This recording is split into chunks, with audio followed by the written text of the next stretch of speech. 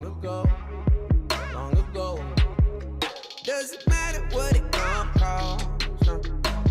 Never gave a shit, real soul. Let it take a hit.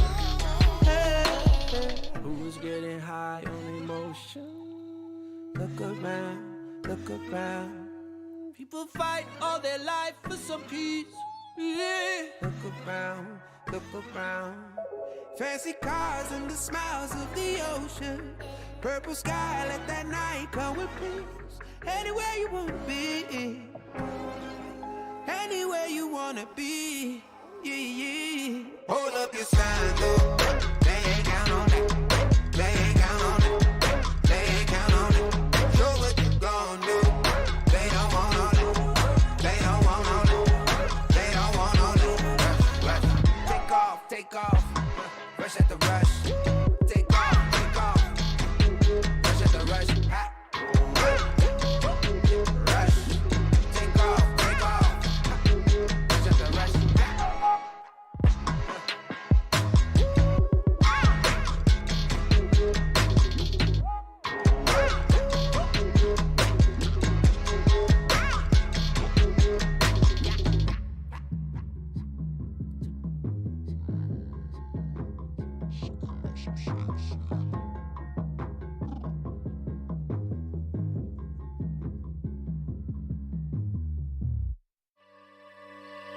Look above your head at the moonlit sky.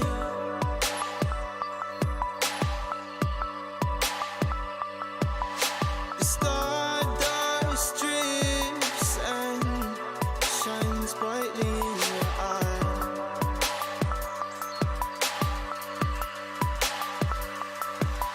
So baby, stay with me where the sun doesn't go down, and we will drift away until the day the world stops spinning.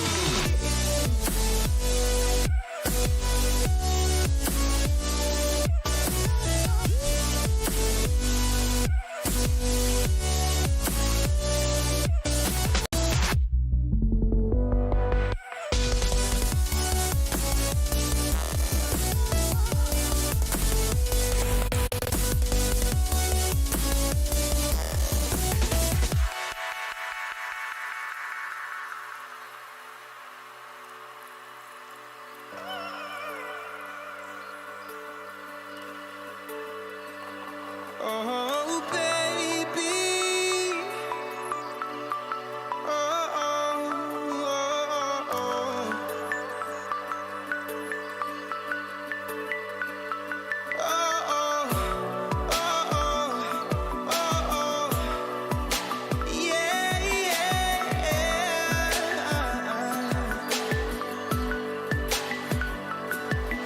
The stars falls around us, entwining us. So baby, stay with me where the sun doesn't go down, and we will drift away until the day the world stops spinning.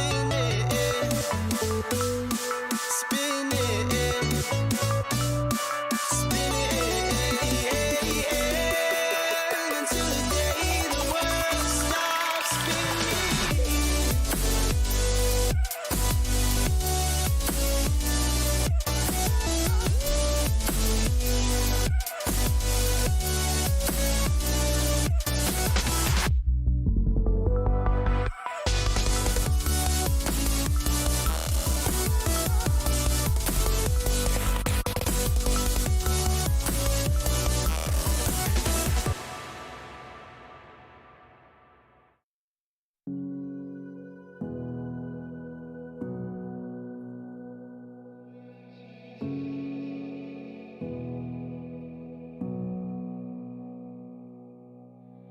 Sitting on a bench, waiting for the time to pass, dreaming of what happens next.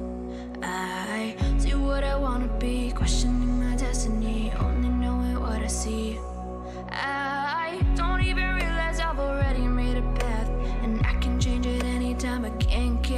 it back. I know what I want, but it seems so damn far away. I know I sound crazy to the ones who said oh. I know I empower those who dream like me. I know I sound crazy to the ones who said oh. I know I empower those who dream like me. And you say you wanna be somebody.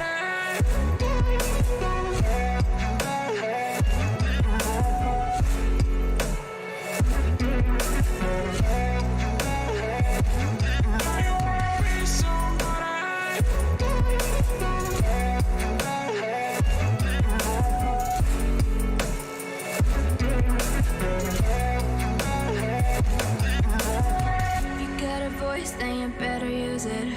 Tell yourself day after day it's time to prove it. No days off, keep the hustle moving.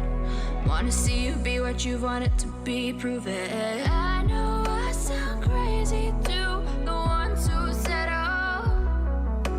I know I empower those who dream like me.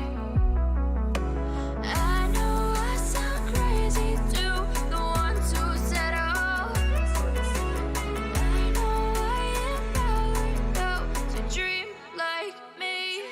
Say you wanna be somebody.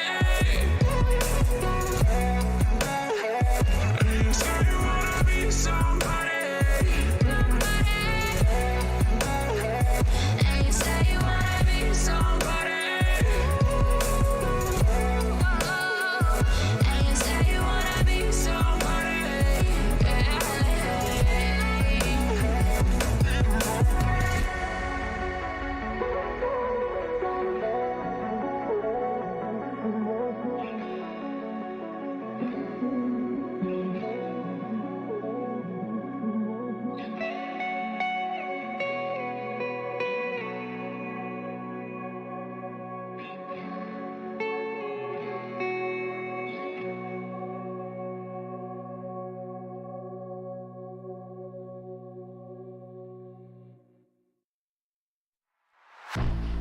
I was born like a fire in the eye of a hurricane. Always told, stay in line, be alright, better play it safe. I walk a different path, nothing can hold me back. I've passed the point of no return, something is calling me, it's in the air that I breathe. Bring me back to life again. Dancing with my fear, burning with desire. We gon' take it to the edge and come alive. Go to hell and back just to feel the fire. We gon' turn up in this place and come alive.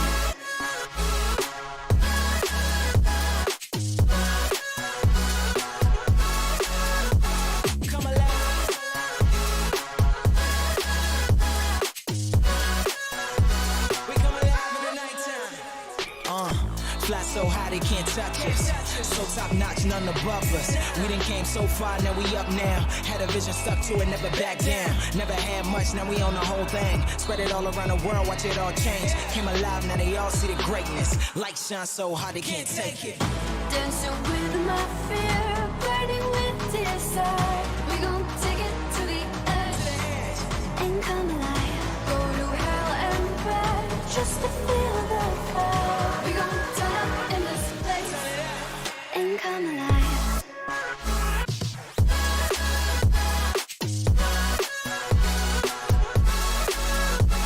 Come alive.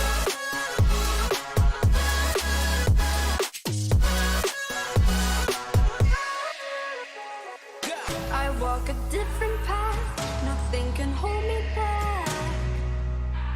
I passed the point of no return, something is calling me, it's in the air that I breathe.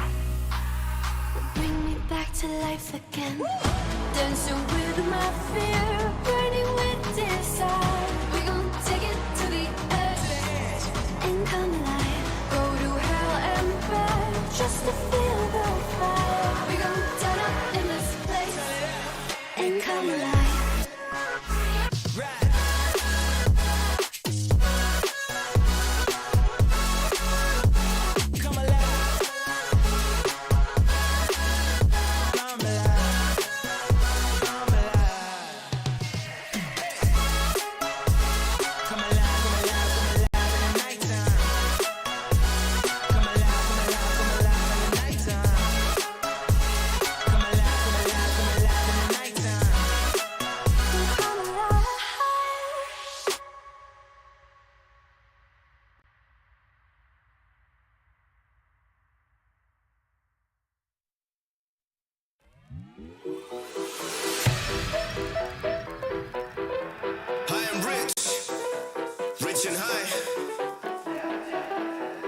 mix.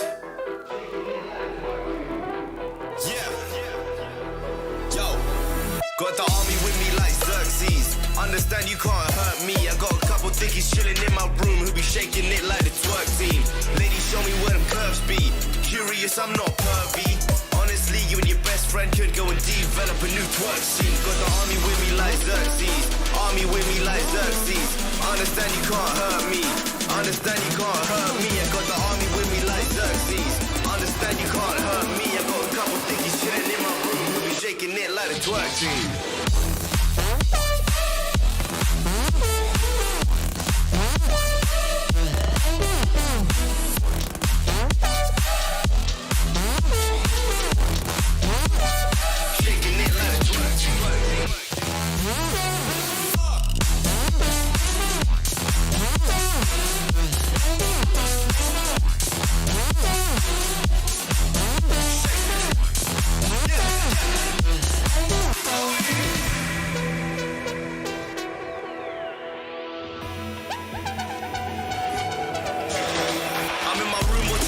Surrounded by wet chicks, passing that sticky, we smoking that bestest. Yeah, God, you know we do it. One showing off, yo, we come to cruise ship. Yeah, it's that A6M. I see you hate, but you rating them. Don't make sense like paying with card. Who do you know that's slaying this hard? Beats be banging, we making this God. Have your girlfriend run straight to my yard and have her up in my bed. Yup, 20 minutes, I'm dead. I tell her, okay, leave. No Snapchat or back chat, please. What color is your backpack? Yep, green. Tell your boyfriend he's a whack twat G. Shake it.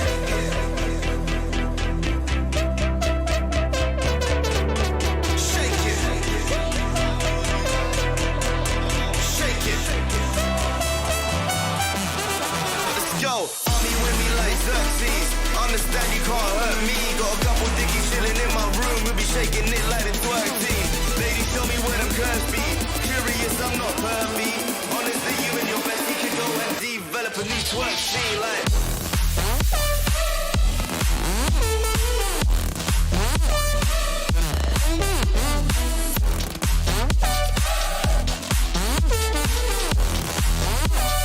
Shaking it like a twerk team. Shake it.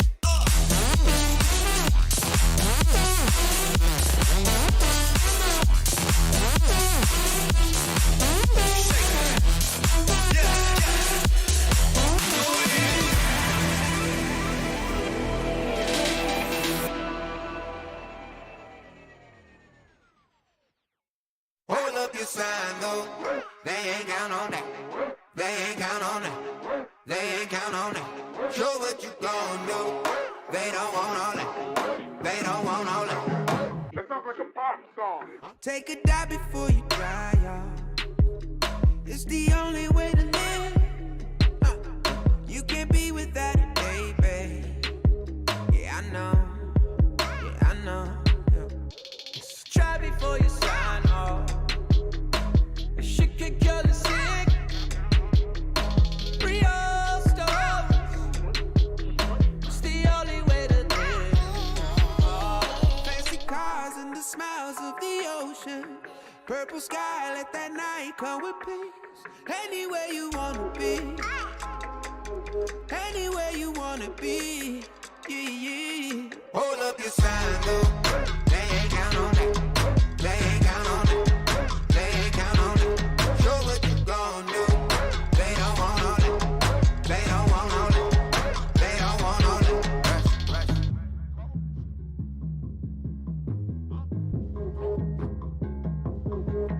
Pick up panel to be right on. Yeah. Cause no one really gives. Don't look back or keep your eyes on.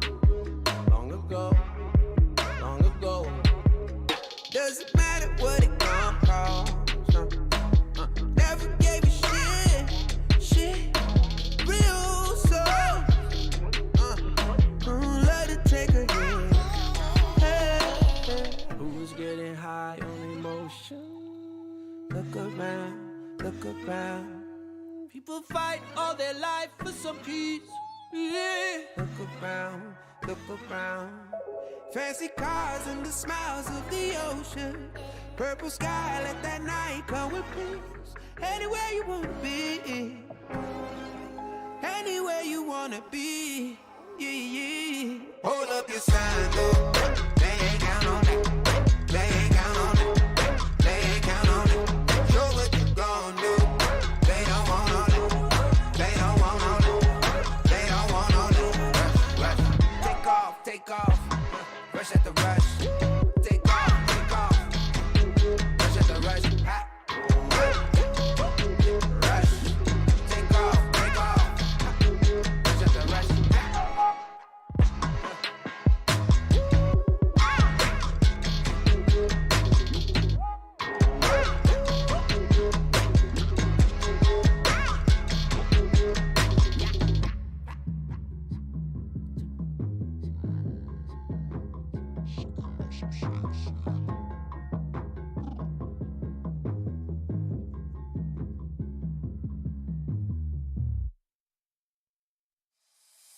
It's been a road less traveled, all alone.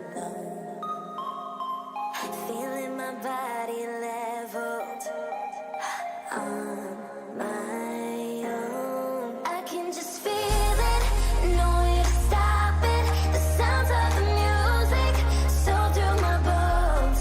I can just taste it, no need to fight it. 'Cause I'm out here staying, it's life to my soul. 'Cause lightning and thunderstorms are never stopping me before. This night is never over, not until I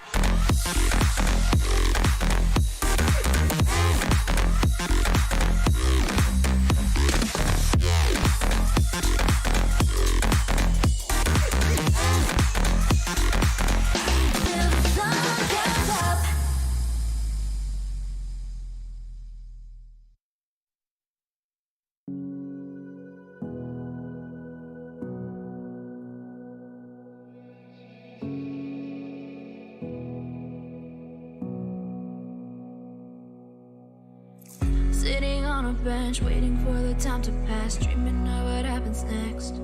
I see what I wanna be, questioning my destiny, only knowing what I see. I don't even realize I've already made a path, and I can change it anytime, again, can't take it back. I know what I want, but it seems so damn far away. I know I sound crazy to the ones who said oh. I know I empower those who dream like me. I know I sound crazy to the ones who said oh. I know I empower those who dream like me. And you say you wanna be some better.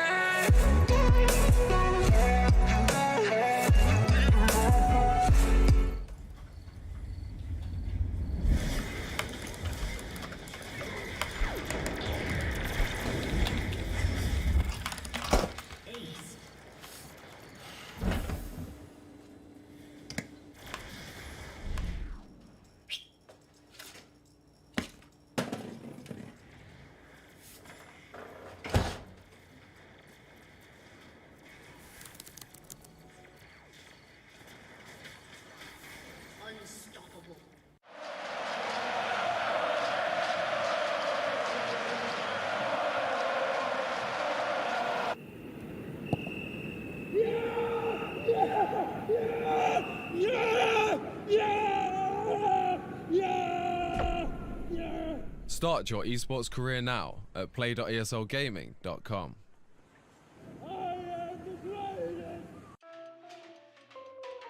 Sie sind am Zug. Wechseln Sie jetzt Ihr Internet zur Swisscom und wir schenken Ihnen ein Jahr lang das beliebteste TV der Schweiz und Netflix. Aber nur bis am 5. April.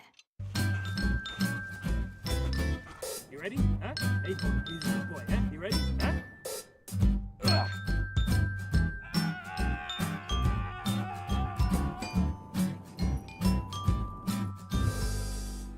Start your esports career now at play.eslgaming.com.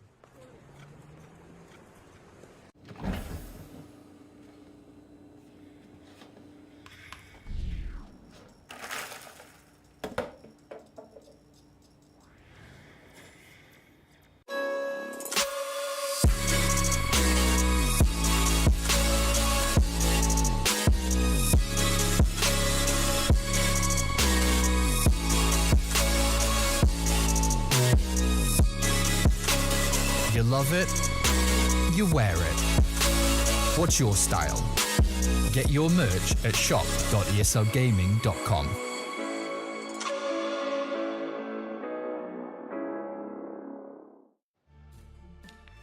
Psst. Rejoignez maintenant Swisscom pour votre accès Internet et nous vous offrons pendant toute une année la TV préférée de Suisse et Netflix. Mais seulement jusqu'au 5 avril. What's your style?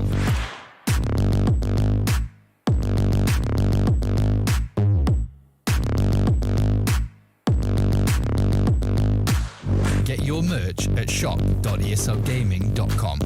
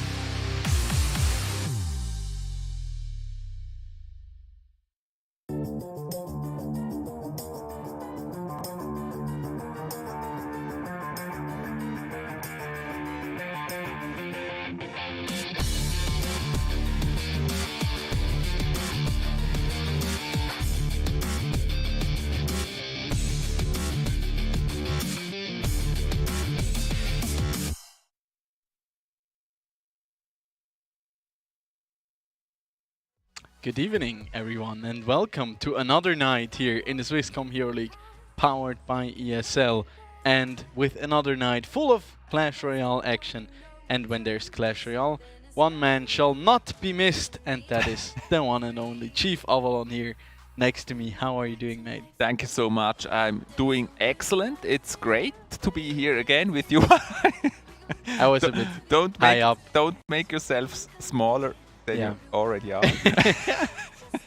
I wanted to get down from my high horse, you know. Yeah. You And of always course, tell me that. that's very loud, by the way. And of course, with me here today, Don Rigoni, our famous, beautiful young man and co-caster.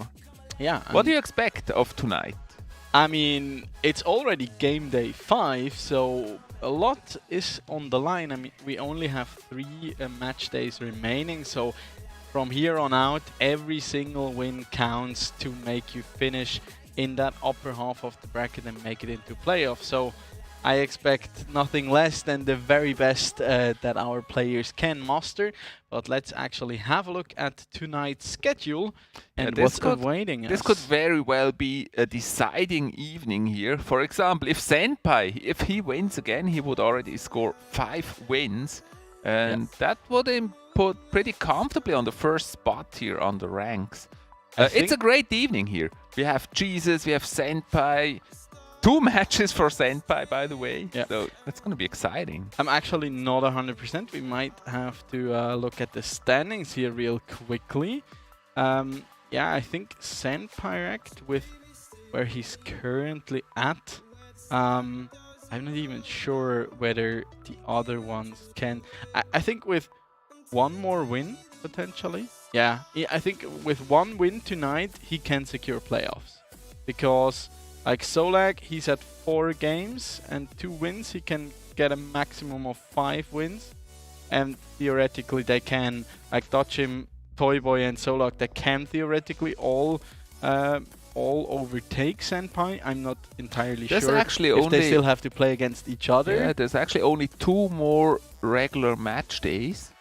So 3. No, 2. Today, and then it's on quarter Wednesday, and after Easter. Today counts 2. You're right. So 3. So 2 3 after today. Yeah, but true. 2 after today. So if Senpai wins 1, he's on 5. So there's basically nobody who can beat him from the first spot anymore. Yeah. And if he wins 1. And we already saw Pose Chef. He'll be playing 2 matches back to back tonight. And that will mean his season after tonight has already concluded. So he desperately needs to get at least these 2 wins under his belt. It's not going to be an easy one for him, but he's been constantly improving by what we've seen from him. So let's see whether he can gather those points against Kefron. It will certainly not be an easy one against Solak, but I mean, I've hyped Solak up quite a lot over the past couple of weeks, and maybe it's time for me to shut up about it, because so far he has not really delivered. I gotta be honest. Not yet delivered on the promise, but maybe today we'll see a change. I don't know, maybe.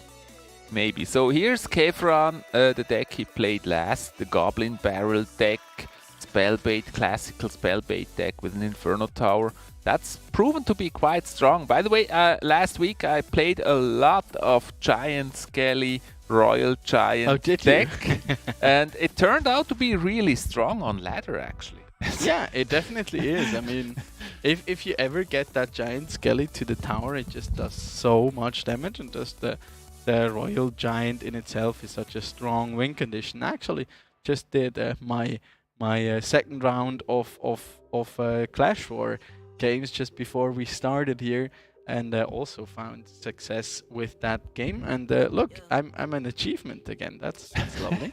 Beautiful achievement. I also played the Hunter in the deck. I still feel like the Hunter is a little bit squishy, very easily killed, but still, I mean, against a tank like a Golem, it's very helpful. And then also the Giant Skelly is very good to stop just every push, like if they play E-Barbs and stuff. It's really easy to stop him with a Royal Giant. So yeah, it turned out to be a really good deck. And I was surprised that it works equally well on ladder and in tournaments. Yep, that's very true.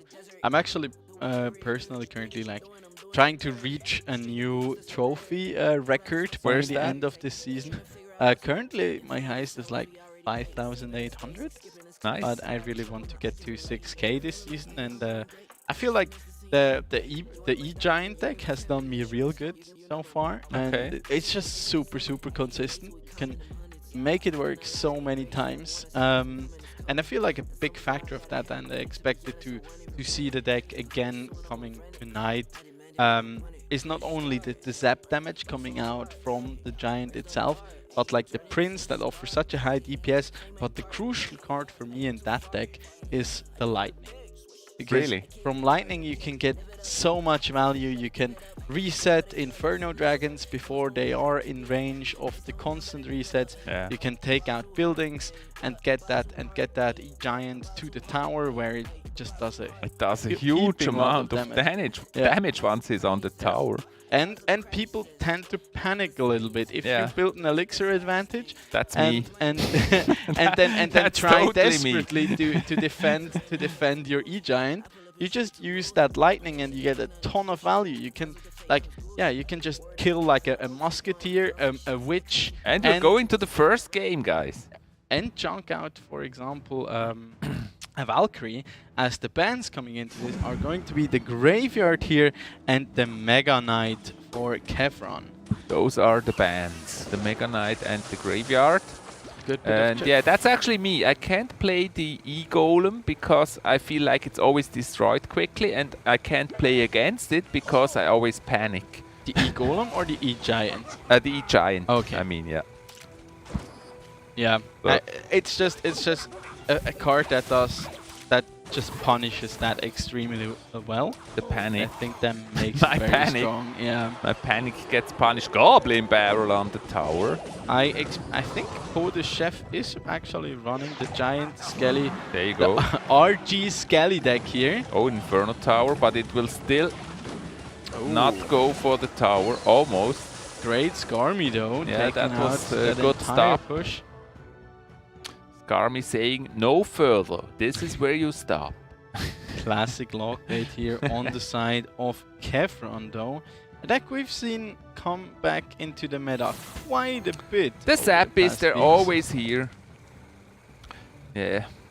It just sounds so satisfying. So I kind of start to like the Giant Skelly, at least in my own deck. Oh yeah. You know what you call these people? Hypocrites. This is almost the deck I played last week here that we see from Bodo Chef. Not exactly. I have some small changes in it. Yeah. Yeah, but it actually does a great job here of taking out that push. Not even down in elixir really. But has to invest the Hunter here to take out the Skeleton Barrel. As the Princess is still standing. And the interesting thing about this deck is it does usually not have a spell with it and is still strong. Yeah, definitely. Oh, a long Goblin Barrel. Will he manage to predict it here? Often these kind of decks fail because there's no spell, and then you have those final 200 health points on the tower and you can't destroy it. Yeah, that is interestingly not the case. You just have to really try and spam these Goblin Barrels. I feel that is because of the hand sanitizer here on my microphone. Yeah, you're high already. Getting dizzy. Usually we wait with that until after. There's a great Earthquake there actually coming out, and that Royal Giant is still at about the 30. He gets one shot in. Goblin Barrel. Beautiful. Perfect, good Hunter timing. Not quite perfect, but prevents most of the damage here. And takes out that push attempt. A big question remains, can Po the Chef muster another attack here? The Hunter is a beautiful support for the Royal Giant because so many people play Skarmy against the Royal Giant. Yeah, absolutely. However, the Inferno Tower, of course, is way too effective here against Royal Giant. I mean, in terms of damage, it's pretty much dead even at this point. There's another Warp Barrel now coming in. And the Fisherman just doing such a great job here. He just caught a princess. Yeah. Not a fish. Has to invest the Earthquake early here. It does come down. He has to use his Warp Barrel there. That was quite unfortunate. but a good adaptation here by Kefron that actually. barrel, And that is 48. too late. No, it's not. That's enough for a log. Yeah, log and goodbye. There's Very the well log. played here. Great Bye bye. adaptation. It was beautiful. Goodbye. And this is the first point here for Kefron. In this beautiful first match, it was close. And in the end, Kefron wins it with a little bit more damage.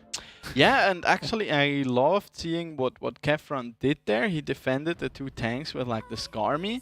And it was like, okay, yeah, I'm just gonna take it down. You don't have the Hunter on the field. You cannot really take out the Skarmy efficiently. So I make you use the Earthquake. And we have a replay for you guys. Yeah, there we can see it again. See, Skarmy comes down. He does not have the Hunter, so he needs to use the Earthquake here. Does then not have it on defense. And yeah, the Inferno Tower basically really says no to the entire it's really the Inferno Tower that destroyed this push here. Yeah. But also the fact that he waited. He did not play the Inferno Tower right out, so he could get like value out of it with the Earthquake, but waited intentionally until he played the Earthquake. Also, different placement there of the Inferno Tower made it hard here for Podushev to actually break through to the tower. Exactly, and then just not enough gas in the tank anymore to defend that last Goblin barrel. As there we have a look at the 2 decks again. If you feel like copying any of those, feel free and It's interesting, only 4 buildings, that would be the Inferno Tower. Only 4 times he played the Inferno Tower, really. It seemed like there was an Inferno Tower all game through. Yeah, yeah. And it feels like it. I mean, the first one kind of remained, second and the third one were taken by the Earthquake, and the 4th one basically won him the game. That's as easy as 1, 2, 3, well, technically 4, but we'll just go with it. Just go with it. As Kefron pulls ahead here with a 1-0 in this first match of the night. But I gotta say once again, even though Podushev, he is one of our newer players, he did pretty well in that matchup. Yeah, it was a good, strong match here for Podushev. As I said, it was really close. It could go both ways. The problem really is the Inferno Tower will just stop the Giant Skelly and the Royal Giant. Yeah. Now he confused me with the Elixir Giant. And the Royal Giant, especially together with the Skarmy, that makes it really hard. Inferno Tower and Skarmy, that's a difficult target here for Podushev in that deck. Very true, and as a long-time Royal Giant player, I can assure you, Lockbait is very, very annoying to go up against, because you do not have too many spells. And taking out all these spammy cards. Still celebrating here. Yeah, just so annoying. There's the log coming out from Kefron. Will we just see it looks like it back? It looks like Podushev kind of sticks to the same deck. Could it be? No, it's not the same. It's probably a clone deck here by what we've seen from him in the past.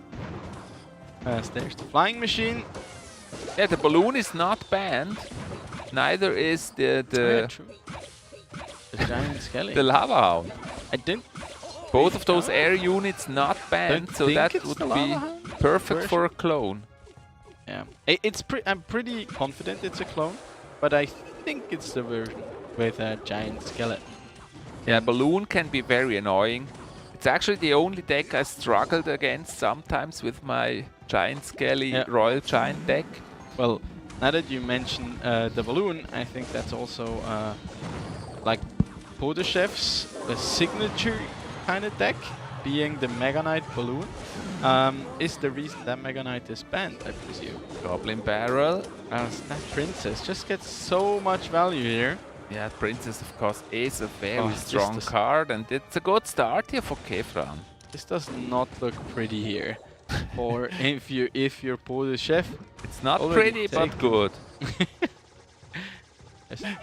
just like me. Or something along those lines. Yeah, so far damage lead quite handily here. Oh, the cannon card. Kefron. We've seen a lot of cannon card this season. Princess is like one of those cards when you're playing it, you love it. If you're playing against it, you absolutely hate it. Yeah, that's what Giant Skelly is too. Yeah, well, beautiful. Gotta the agree Goblin with that. Barrel. That was a little late there. But he decided he could not wait any longer with those. Okay, Arrows now a out of push cycle. in the left lane. But there's an Inferno Tower again. Yeah. And I don't think there's there's the clone. a way that he'll get that. Was that just a failed clone? He played it like too early. It looked, or no, I think he played it a little too late. He played it right the second the barrel was exploding, and therefore like nothing got copied. Goblin Barrel. When usually you'd want to wait until like before it explodes and copy it that time. Next Inferno Tower. Inferno Tower is so much value here against this type of deck. Yeah, I think Podeshev needs to get more AoE going here. If he assumes that it will be a third round here for Kefran with that Lockbait deck. As now. Oh, this great clone here coming in, and the arrows there to boot. As, yeah, a lot of damage being done there for once. And there goes the Goblin Barrel in response. But that Princess, once again, getting so much value, and I'm actually amazed that Kefran was still able to defend this push. Again, the cannon card is just so valuable, and we've seen it so much this season. Yeah. Especially against all those Giant Skelly decks and stuff. There's a clone on the flying machine. Oh, good one. And on the good Hunter. one. Look at the He flying machine. locks on. They're on the tower. Oh my gosh. 293. Again, it's very close. He could consider trying to cycle it with arrows. Oh, very nice. Does have flying to invest machine. the log there. The flying machine. Oh, does the get flying machine connects. Oh, that was so unfortunate. You thought the flying machine would go for the Skellies, but it goes for the tower. I already saw it turn the nozzle, but then it was like, nope, we gotta win this. It should actually go for the Skellies in that situation, but yeah, maybe they weren't deployed quite yet, and so it turned for the tower. That's the MVP flying machine. I actually liked this clone there. I still do not like clone in general. Please don't get me wrong.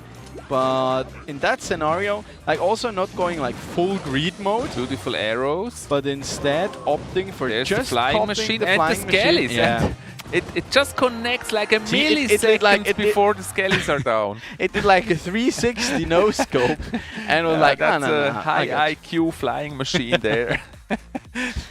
It's like it just checks. Oh yeah, there are Skellies, but yeah, never mind. Yeah. Let's go for the tower. Yeah. But this just goes to show you how fast things can really turn if you're running that clone, and just one or two of those great clones there in the end really made all the difference here for Podeshev, as suddenly the momentum started tilting in favor of him. By the way, did you see the update that was announced for Clash Royale? I saw the a little bit, like not they the have full those, patch notes. what's it The called? magic items. Magic items that should help you update your cards faster. I think that's a good idea. It is a good idea, I agree. The thing is, for me, like upgrading your card, that's usually for like either for new play. I think it's mainly focused for like new players, so they want to keep like growing or get old players back to like long-time players. What do you mean by old players? not old like you, but they have been playing for a while. Get them back into the game. The thing is, to make your cards from level 12 to 13 is really hard, especially for legendary cards. That's very true. I hope that it helps there in that area. Yeah, I agree. That I'd hope as well, as we jump into game number 3 here. But the thing that I see the problem with those magic items, like what do you do like with your veterans, the ones that are like your dedicated fan base that have been playing the game for like years and years and that already have a maxed collection? Yeah, I mean that's the general question: how to keep the game fresh overall. Yeah. Absolutely, as the chief pet is back in the Swisscom Hero League tonight. But I mean, the thing is also they need new players for the game as well. That's very true. I agree with that one. Question is, of course, is that the way to achieve that in a sense? I mean, the main thing I see about the game is it's still kind of the same thing for many years now, with 3 towers against 3 towers, basically the same map, just the different looks. And so just from there, it's different cards, different card mechanics, but the basic gameplay always remains exactly the same. Yeah, but I think that's like a kind of a basic kind of philosophical question, because like, do you want to invalidate a skill set that your player and fan base has developed for like 5 years now? By just changing the game mechanics or the game fundamentals? They tried to bring something new with those clan wars, but I feel like that was not a huge success as it was expected. Yeah, I think it's still a mistake that they tied it to the levels. And instead of like making it a tournament level standard, I feel like it didn't have such a good start, and then people kind of lost their initial interest in the clan wars, and I feel like it never came back afterwards, which is really sad. Do you still play it? Yeah, I do. But I've like, it's like nice for the rewards, and I'm like in a clan where they put a lot of importance on clan wars.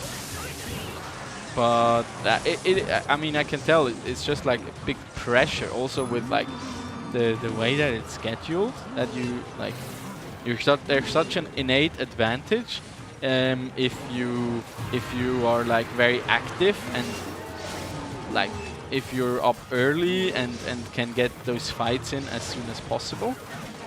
Is that still an advantage? Yeah, yeah. Even though it resets, it's like you don't get an advantage if you're like in different time zones. Okay. But it's still an advantage to play early. Yeah, there's still like 20 minutes in the mornings. Well, now it's at noon, like from 11:45. You can, if you get your fights in then. You can essentially battle twice a day. Oh no, look at the poison is coming down here at the bar, and that's another one here. Crazy battle ramp push here for Pot du Chef. We were rambling on, and in the meantime, Pot du Chef was just coming back from like being behind that entire game. Beautiful. It didn't look so well here for Pot du Chef at first. Definitely not. But then Kefran somehow just did not defend that battle ramp. Yeah, but continuously sneaking. I mean, look at that tower. It's on more 300. Probably he thought the recruits would stop it, but it just sneaked through to the tower and then destroys the tower. Yeah, Kefran, he does not seem happy with that one on the camera there. Yeah. I mean, this was essentially the second game back to back where he had the advantage, and not just a small advantage, but a pretty sizable one. And Pot du Chef just took it from his hands, and comes out with the win in this one. Fantastic performance here coming out from our rookie player. Going back to Clan Wars, I actually haven't played it in like 2 months or so at least. So and I was kicked out of the clan because I didn't play it anymore. Yeah, see that's like my own like motivation. I basically play Monday and Tuesday, and then I don't play Clan Wars anymore for the rest of the week, because that's the only thing that essentially matters, which is just a shame. And I also think you should not reward. You should reward activity for sure, but you should not like force people essentially to play like super early and to abuse the system. So instead of just like be like, okay, we have like places 1 to 5. We're in game number 4, by the way. I usually just play to keep those slots for the 4 boxes always filled. So that there's always a box opening. That's basically what I do. For ladder. Yeah, that definitely makes sense. I do that. I do that too. But no, like for Clan Wars, I think it would be good if they just said, okay, from the start on at like 10 a.m. or 11 a.m., it's like we do a cutoff every 12 hours. And if multiple teams or clans make it to the finish line by then, they all get like the big reward, for example. This would essentially, or even like 24 hours. This would like eliminate the pressure that you have to play in like the first couple of hours not for of the me. day. Yeah, me neither. And I think also like if you also have a job, I mean, it's Clash Royale is now 5 years old, so other priorities than just try to be first in the clan wars. Yeah, that means their I player remember base Clash also of gets Clans older. clan wars being really stressful because at the time I was a max level Clash of Clans player, and everybody expected me to win. Yeah. 3 crowns, and that was really hard at the time to get 3 crowns. So it was a lot of stress. I have to confess, like I never played Clash of Clans actually. That was actually also part of the reason why I stopped playing it, because it just wasn't fun anymore. It was just stressful to try to get those crowns in clan wars, and I think that's not what it should be. Yeah, and I think that's also the risk that Clash Royale might run into, as you have to offer some kind of fan service. Bomb tower, of course, a great counter again against the Hawks. Ooh, the Bacon dodges out of range from that bomb there. There's another giant skelly now being deployed. Right, elixir advantage here for the chef. But as it stands currently, the Royal recruits, they should be banned. It's quite different. It's always those recruits. Think so? Yeah, because they slow down the game. Fantastic. Oh, beautiful and another clone there coming out. That was beautiful, especially the cannon card that's hiding behind the other cannon. And the cloned cannon card. Oh, look at the right side though. Crazy. He loses his tower. Never go full out and leave the back door open. Because then that happens. Yeah. And now there's just no way that Podeshev can come back into this throwing out the good game. Time's up, and this is a 2 each. 2 for Kefron each. managing to tie it up here, even though Podeshev properly adapted and decided to bring the bomb tower against this one. And here we see the beautiful replay again. Yeah. Great use of the fireball here, by the way. But there's the clone. I really like that cloned cannon in the back, because it's really protected at that moment and can do damage. But then the sappies are just so effective. It's just there essentially. Yeah. But yeah, I mean, it was like a last-ditch effort for Podeshev. Anyway this goes, the next one to win will be the winner of the match. That is very, very true. It's a 2-2. Maybe we can talk to production that we can like get the balance changes on the screen. Yeah, and that talk would about be them great. A little bit more in depth. There's a lot of balance changes coming. But yeah, here you can see the deck once again here. Podeshev with the clone deck, throwing in the bomb tower there, correctly assuming that Kefron would run the Royal Bacon again, but this time he does not manage to succeed with it. Yes. Happens, I guess. Happens. It happens.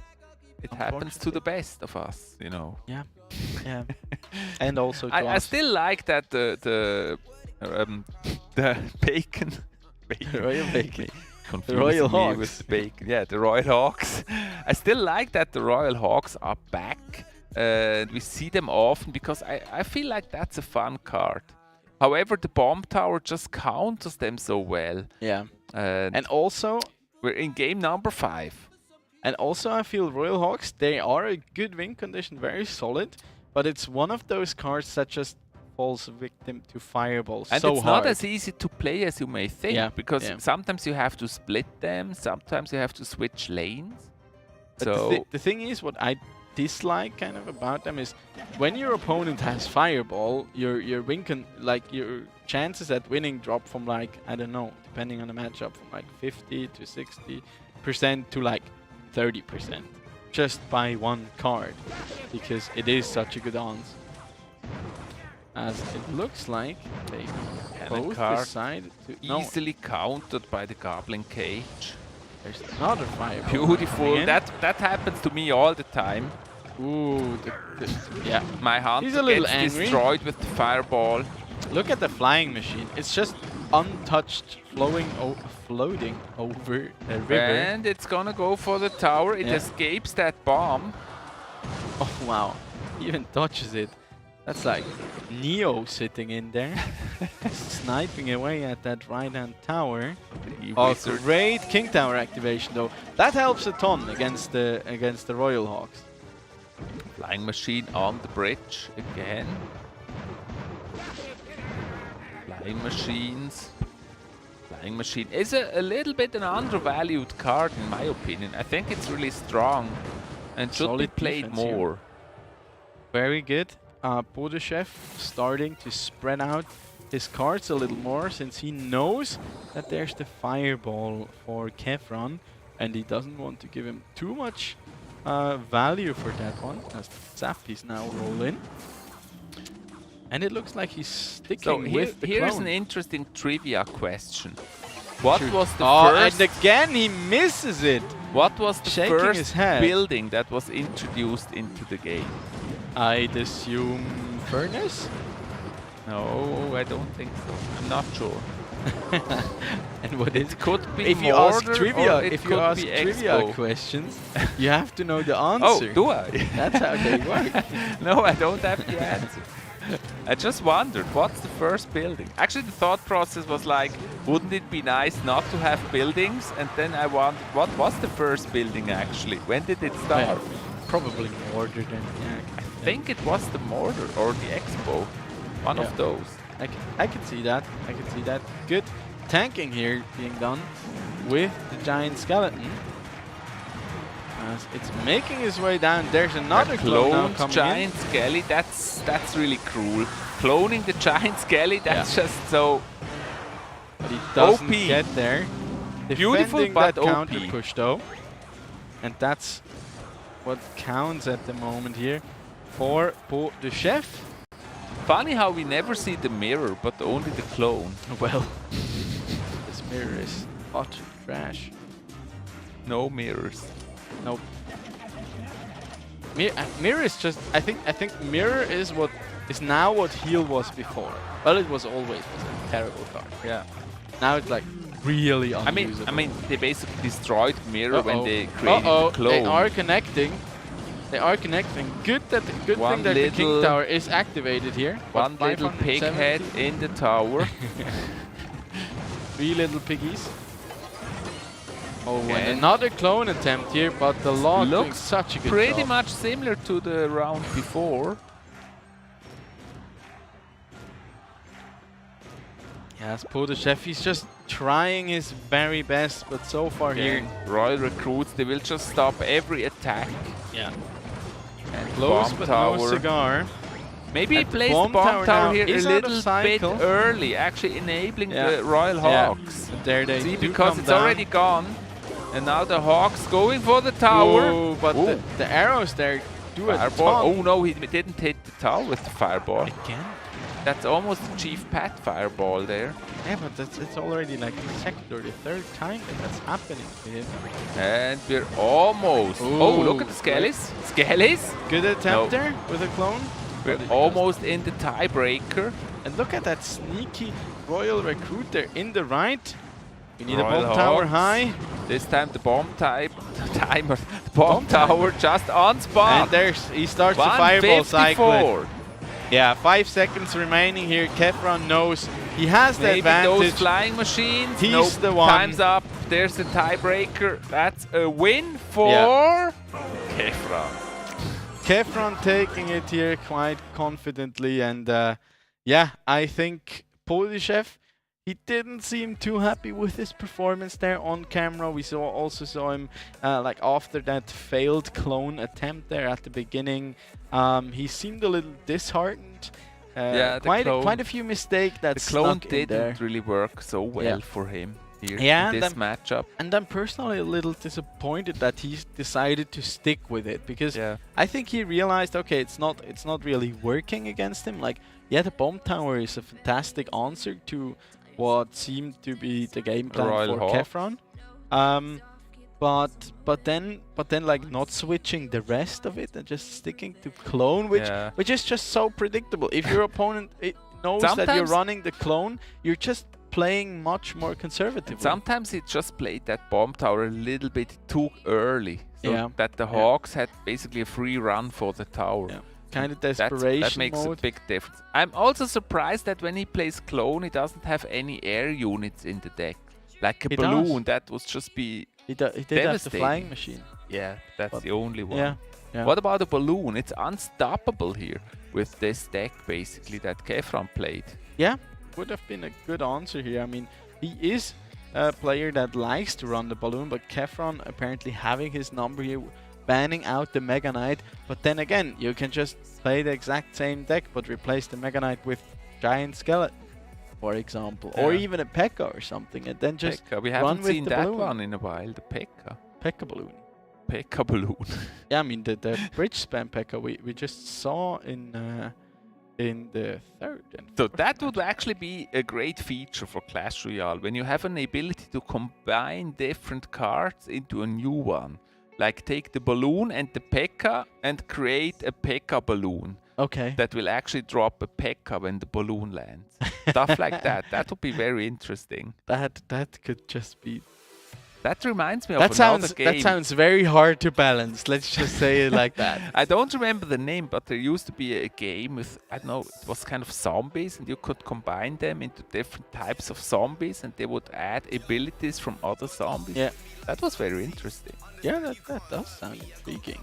But as it stands, Kefran here getting his win, and with that, I think the door is closing really, really rapidly on our friend Beau de Chef here, as he's now 1-5, if I'm not mistaken. So another win, of course, would be really nice here for him, and he'll certainly try his best here after a quick break where he has to go up against Solag. Yeah, that's gonna be interesting. We'll see you right after break.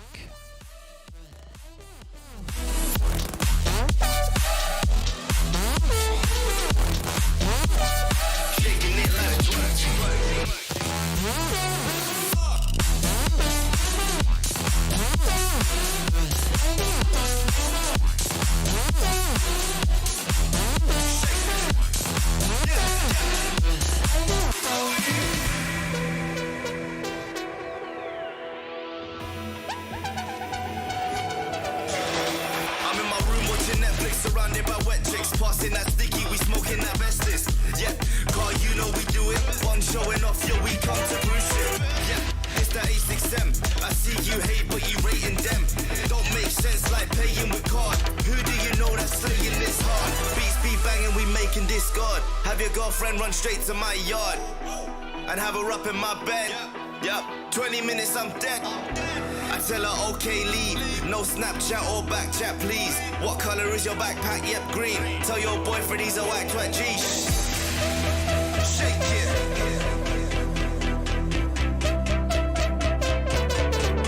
Shake it.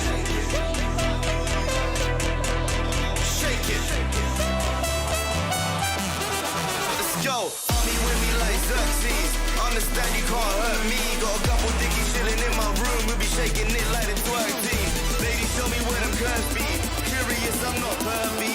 Honestly, you and your bestie could go and develop a new twerk scene like.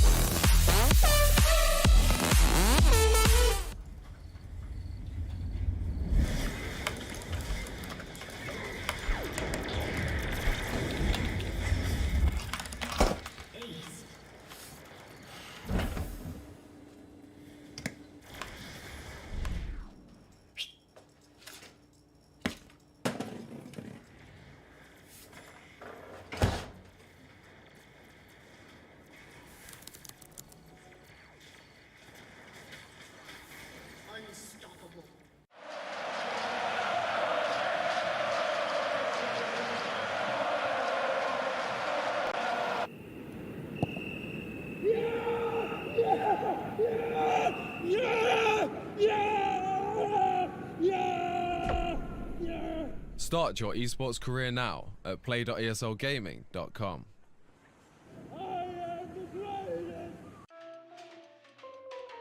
Sie sind am Zug. Wechseln Sie jetzt die Internet zur Swisscom und wir schenken Ihnen ein Jahr lang das beliebteste TV der Schweiz und Netflix.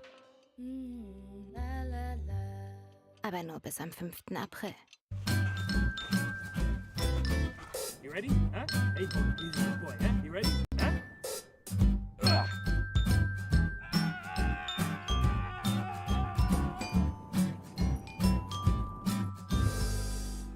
Start your esports career now at play.eslgaming.com.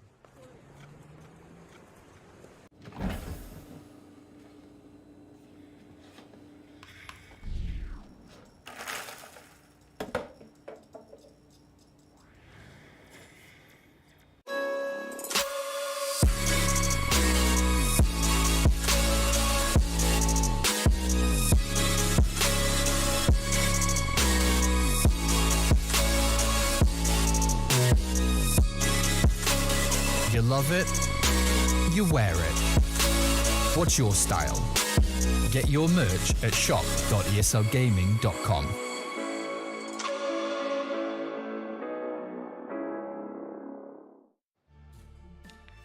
Psst. Rejoignez maintenant Swisscom pour votre accès Internet et nous vous offrons pendant toute une année la TV préférée de Suisse et Netflix. Mais seulement jusqu'au 5 avril. What's your style?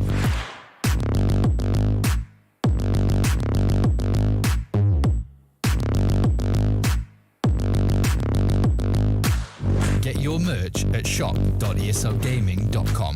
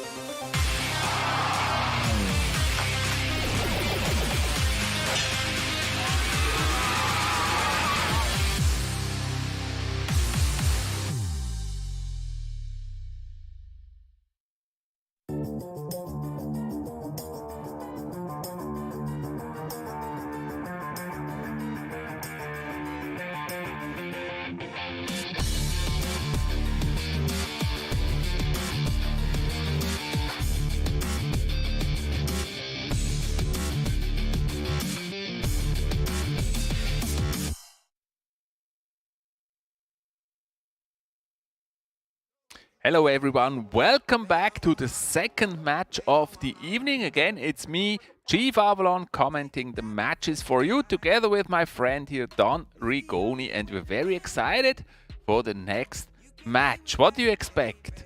Hopefully more of the same. I mean, it was quite a back and forth between Kevron and Bodechef.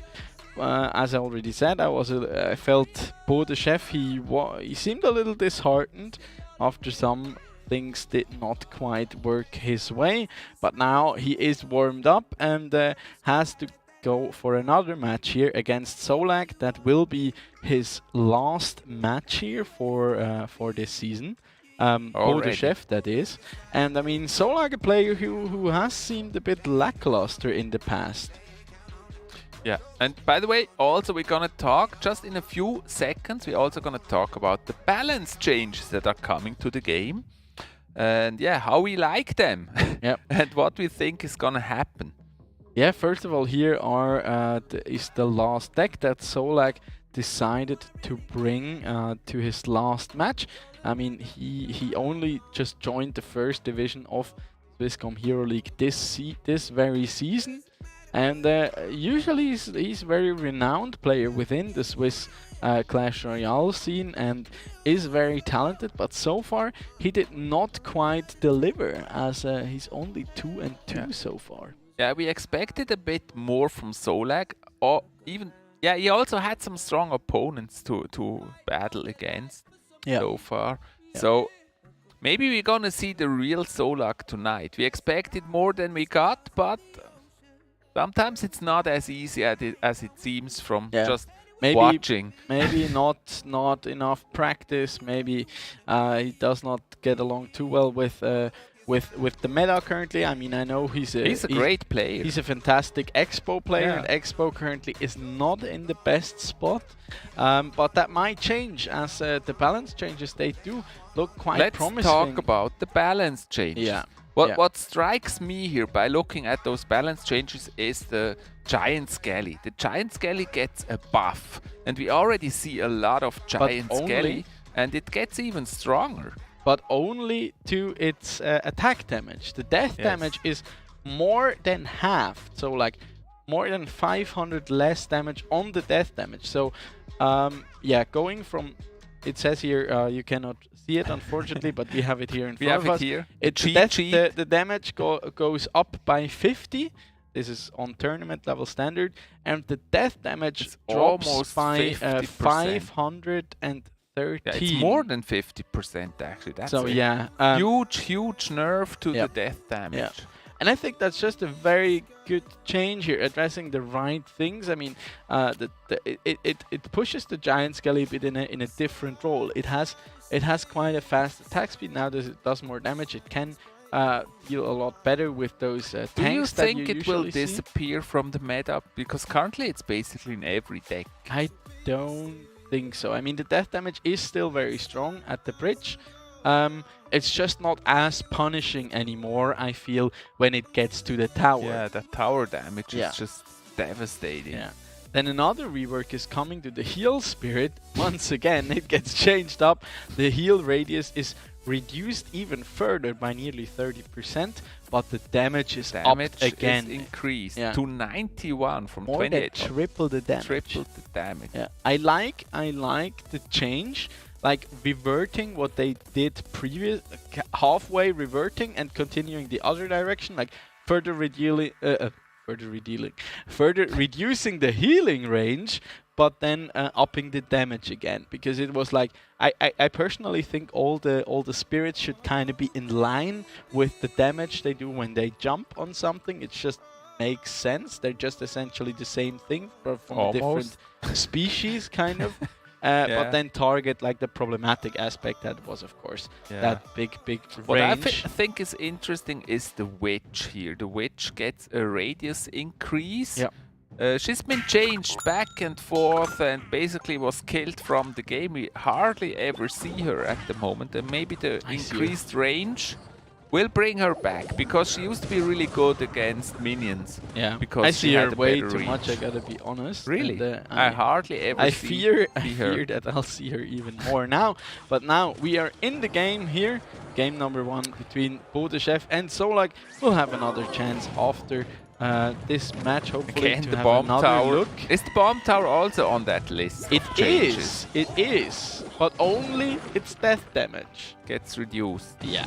So it will probably still be the strongest building, but they're actually, I like the direction they're pushing it in, like reducing the death damage, like making it so you can at least sort of play around it. And the bandit reached the tower. Oh, that's punishing.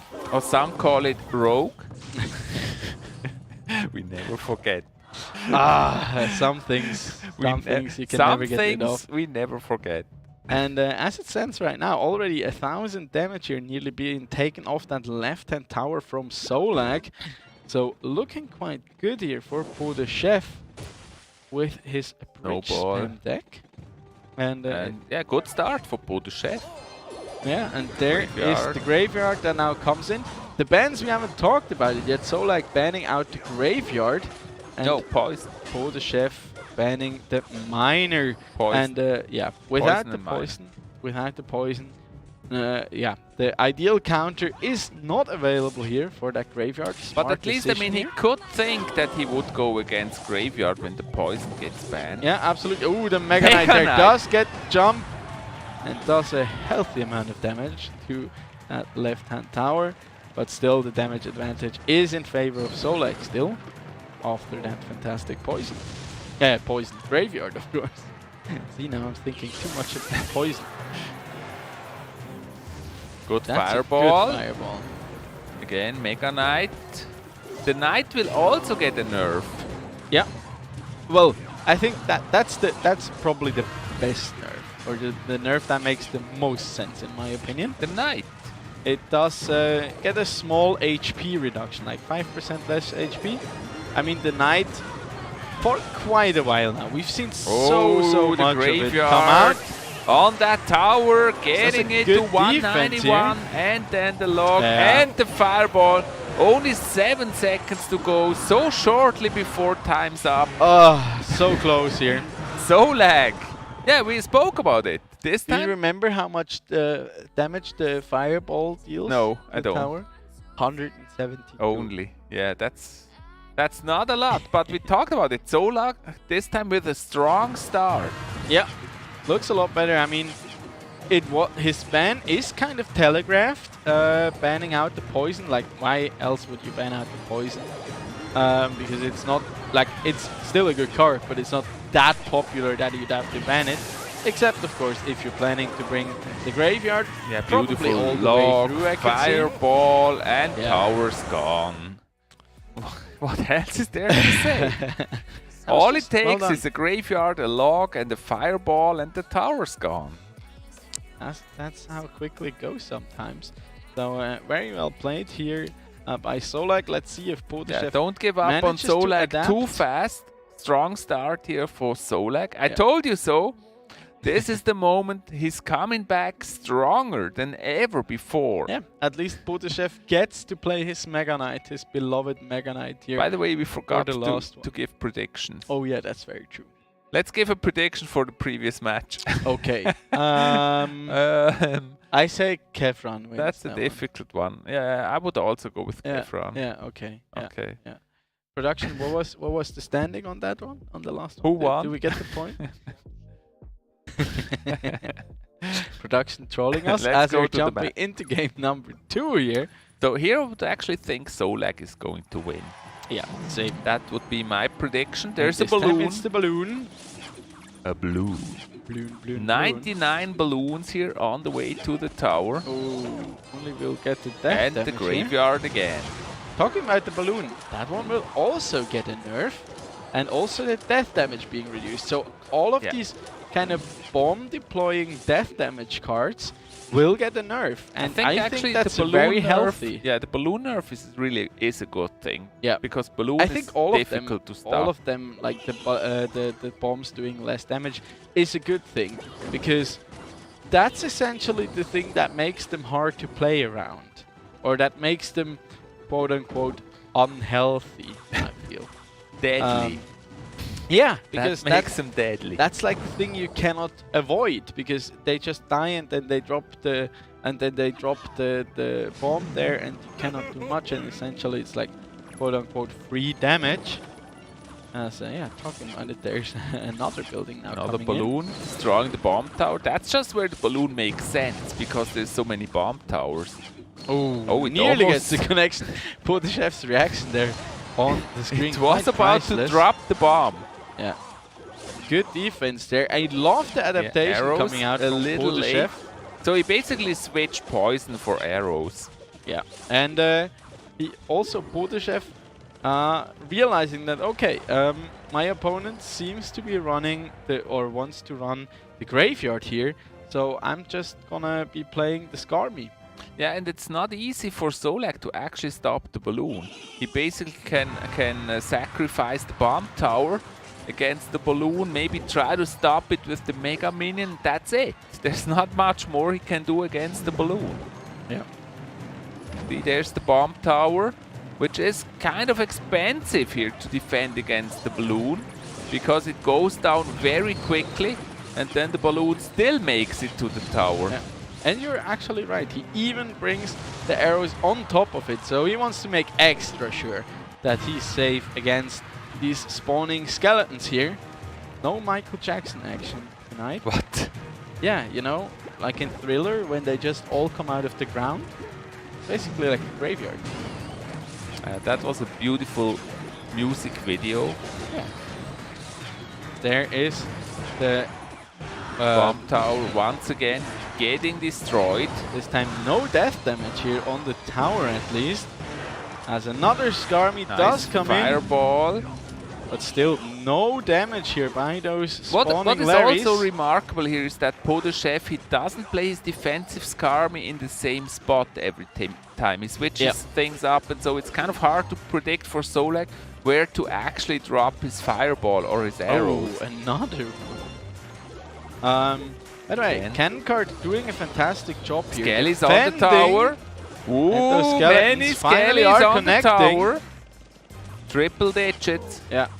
But talking about the Cannon Cart here, as we see it quite a lot, that one will, you guessed it, also get a nerf, as it's going from a The fast balloon. Oh, attack look speed. at the balloon. So Whoa. hard to defend against That could that just balloon be. here. Oh, it's so close here. Another Arrows. rain of arrows there coming down. No death damage, if I've seen it right. Yeah. I personally think it's a bit of a pity that the hit speed for the Cannon Cart will go down, because I think that's a big part of Another what balloon. makes it really unique. But the chef now really pushy with his balloons, and Yeah. then the balloon turns around and takes the long way for the bomb tower. Still no death damage here. And there's another knight now coming in. Another Mega Knight. Nicely pushing him back there. Beautiful arrows once Does he have the again. Scar Me? And he There has it the is. Scar Me. Spending all of it.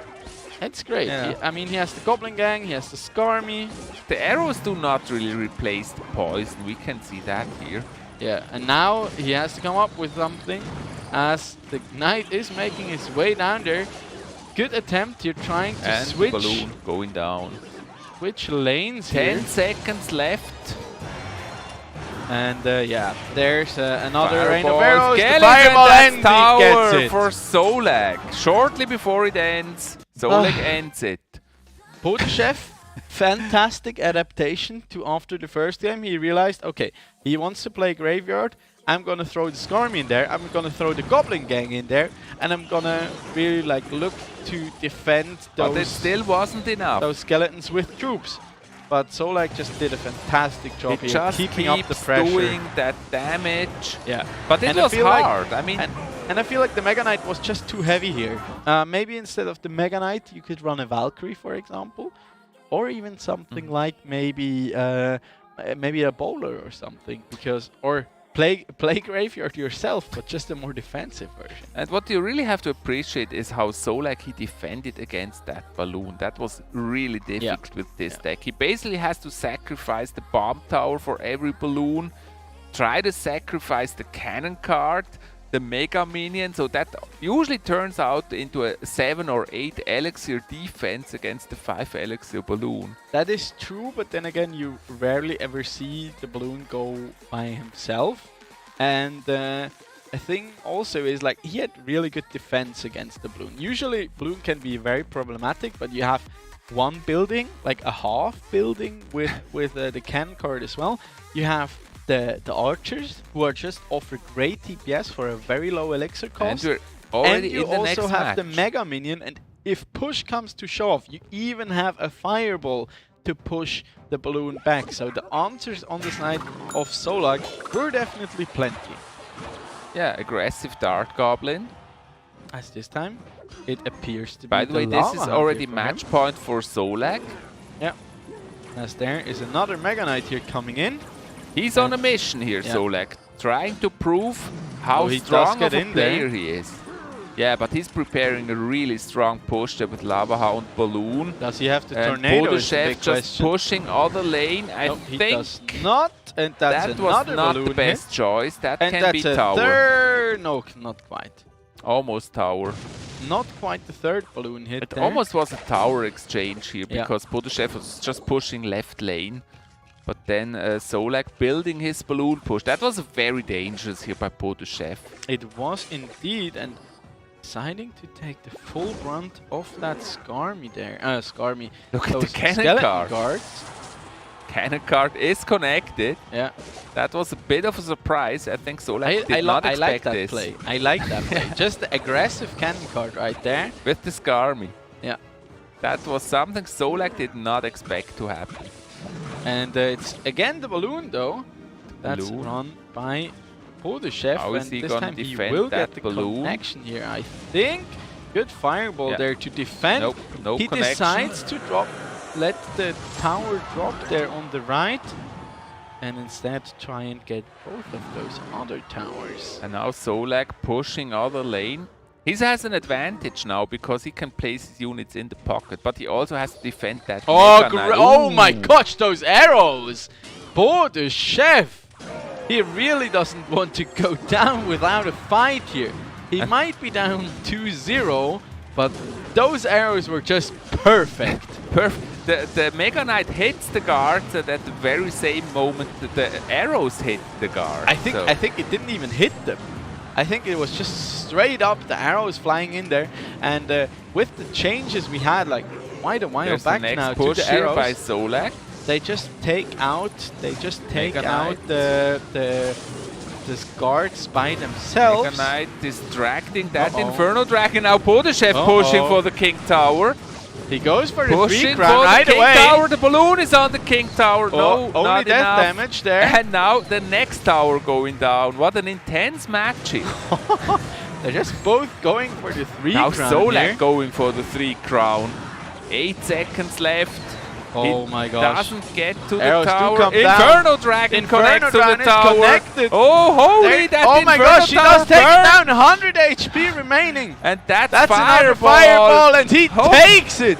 Wow. 3-0 for Solak. What a match. That was intense. A back and forth between Podeshev and Solak. Podeshev taking the lead with 2 towers, Solak coming back, taking the other tower, Podeshev pushing for the King Tower, and then Solak finally takes the King Tower. That was really intense. Relentless there on the side of Solak. I mean, it was looking really good, or it started to look really good for Podeshev. I liked his decision making, letting the right-hand tower go, and here we can see those arrows again. Look at it. They come down. Beautiful. It doesn't. I think that the Mega Knight didn't even have to hit them. But Both I mean, of them this really is 10 aggressive. elixir. This is 10 elixir. This was just going for the towers, not playing defense here. No, absolutely not. And then I mean, he still had to deal with the offense here. This was fantastic. But then I think this cannon card was too much. I think this cannon card lost him the game, kind of. Because he already invested. There's the balloon push. Yeah. And then problem really is that Inferno Dragon does connect to the tower. That was probably unexpected. Beautiful arrows taking out the Dark Goblin. And then the Inferno Dragon is connected and it doesn't take him down on time. Yeah. That really just can be so frustrating, and you can see it in his face and him throwing his arms right What there. you gonna do when the Inferno Dragon comes for you? Nothing you can do when you can't stop that Inferno Dragon. Yeah, definitely the air advantage here for Solak in this one. But I gotta say, like, once again, this was really coming down to the wire here between those two players. Unfortunately, Podeshev will, with this loss, remain at 1 win only to his name. But it was against Jesus, and I think that was certainly a statement coming out for him. And he put up a really good fight against his opponents during this Season 5 of the Swisscom Hero League here. Yeah, and this was just a beautiful match where we didn't see that kind of defensive deck being played, but instead both of them really playing aggressive, going for 3 crowns, trying to destroy those towers and really set a statement here, showing that they want to win. And I really liked this type of match. That was a great one. Yeah, yeah. And to continue with our trend as well, before we head into another small break, I want to mention real quickly again, make sure you follow us on social media at ESL Swiss to keep up to date with anything that goes on in the Swisscom Hero League. And yeah, after the break, we're also going to take another look at some of the balance changes, because there are plenty, and a lot of changes. I hope you'll still be with us, and we're looking forward to it. Until then, don't go anywhere. Right after break. Bring me back to life again. Dancing with my fear, burning with desire. We gon' take it to the edge and come alive. Go to hell and back just to feel the fire. We gon' turn up in this place and come alive.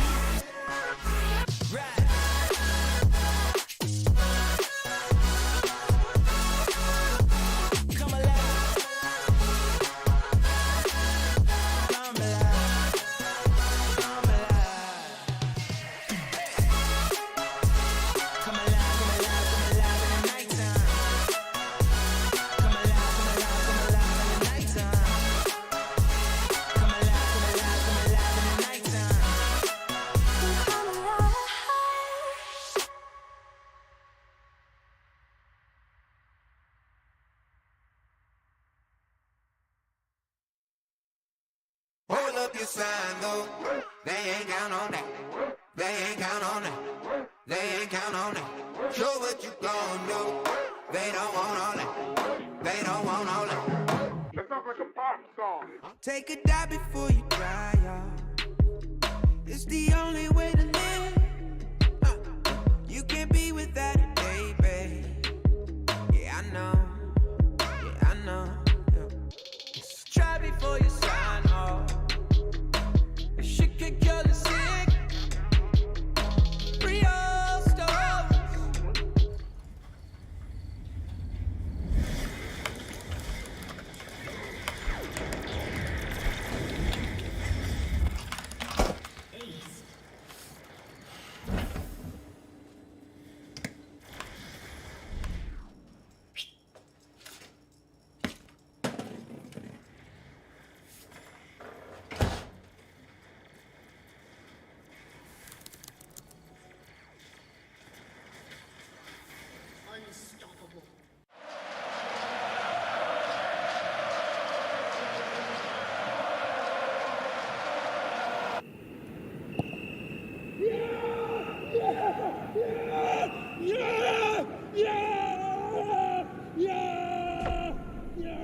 Start your esports career now at play.eslgaming.com.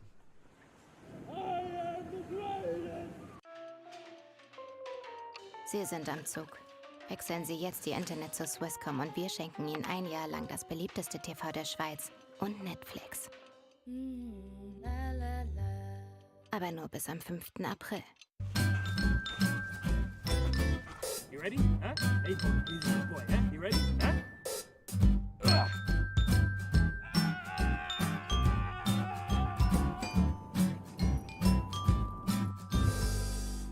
Start your esports career now at play.eslgaming.com.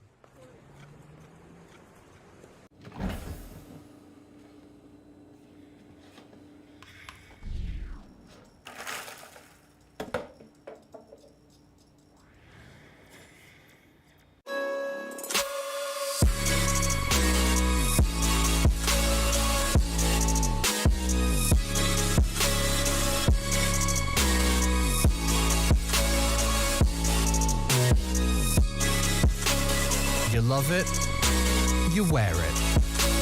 What's your style?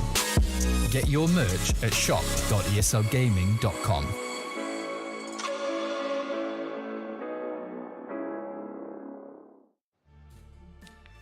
Psst. Rejoignez maintenant Swisscom pour votre accès Internet et nous vous offrons pendant toute une année la TV préférée de Suisse et Netflix. Mais seulement jusqu'au 5 avril. What's your style?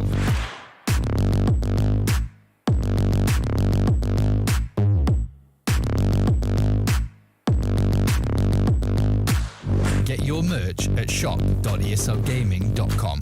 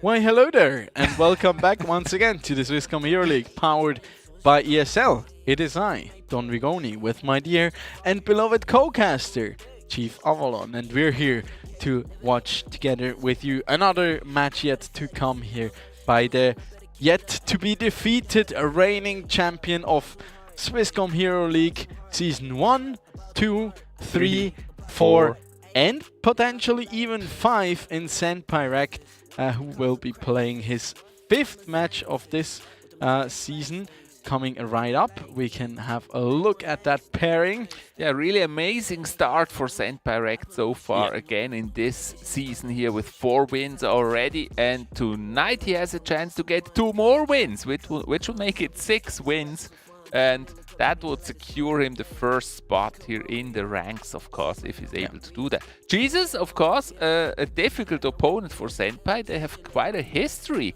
against each other This is like already. a nemesis duel, like the derby of the Swisscom Hero League in Clash Royale. Yeah, they a battle as old as mankind itself. The giants. Those two going up against each other. Here we can see Jesus last deck and then Senpai here. The Mortar. Beautiful young man with the Mortar deck. Yeah, that was I think very he's the cheeky. only one. That was last time when he played that Mortar, and he actually won with the Mortar, which was a huge surprise, but really well played. I think he's the only one of our players so far who decided to bring out the Mortar, if I'm not mistaken. Jesus could be the other one, but overall, like, such a creative deck here. Very heavy on the spells. A very low elixir cost as well. It's like around 3.5. And I just 3.6. think the Mortar is just beautiful. The Mortar. The Mortar is a beautiful card. It really shows the skill if you're able to win this competition here with a Mortar deck. Yeah. That's really great skill. Yeah. Mortar, by the way, one it's of the called cards. Mortar! The Mortar! One of the cards that will not be touched in the upcoming balance changes, as before we can head into the game. We mentioned a few things already. One of the ones that are particularly interesting to me personally, not because I like the card, but I think it's very interesting, is the changes, or like the rework, like proper rework to the Bomber.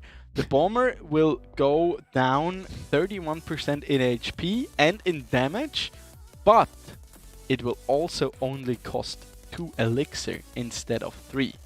And that, I think, an interesting one. Yeah, that can be very, very strong, because 2 elixir is kind of that sweet spot where you can use it to cycle a lot of things. I mean, you see wall breakers, you can aggressively cycle those. You can pretty much just flat on out cycle bats as well. You can even sometimes cycle a miner, and that's already at 3 elixir, but super efficient. But the Bomber now at 2 elixir, that makes it really fast. Yeah, I think that can be very interesting. I mean, the Bomber has been a strong card. We've seen a lot of Bomber recently, and with 1/3 less elixir, his HP is not reduced by 1/3. Maybe, almost. Yeah, it's actually 31%, and the damage is 30. So it's basically the same damage for the same value. Yeah, kind of. But like in a faster cycling package. Now. Yeah. So it basically still a strong card, but cycled faster. Yeah. But the thing is, I think it will die to the log now, which of course comes with its own set of disadvantages.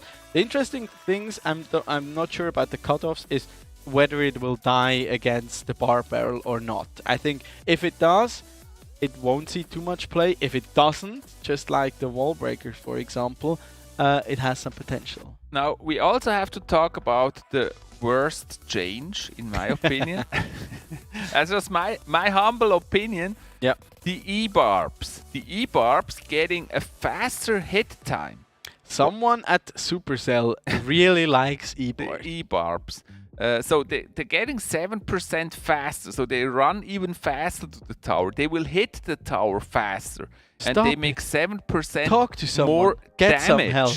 The first hit they make is now from 0.5 reduced to 0.4 seconds, so they do hit faster. Yeah, they start faster and they hit faster. And their hits are overall. 20% fast. That's crazy. So that I can only imagine.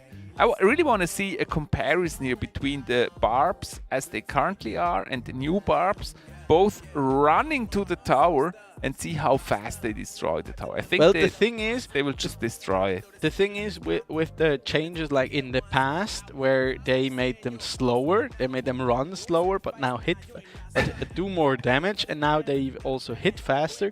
I think this makes them a very good card against tanks, because so far they can struggle against it. This will make them even better. This is like kind of a P.E.K.K.A split in two. Kind of. It still comes with its innate weaknesses. Yeah, they're gonna be really card. strong. But maybe they can be answered by the reworked bomber as we're heading into. I imagine they will game destroy here. a tower like really fast now. Yeah, yeah. I mean, they already do as is, but this could just be. So that could really next level. If it's as we expect, if it makes them really strong, that could create a huge outcry in the community. Yeah. Remember the time when it was all e-barbs? That was madness, madness.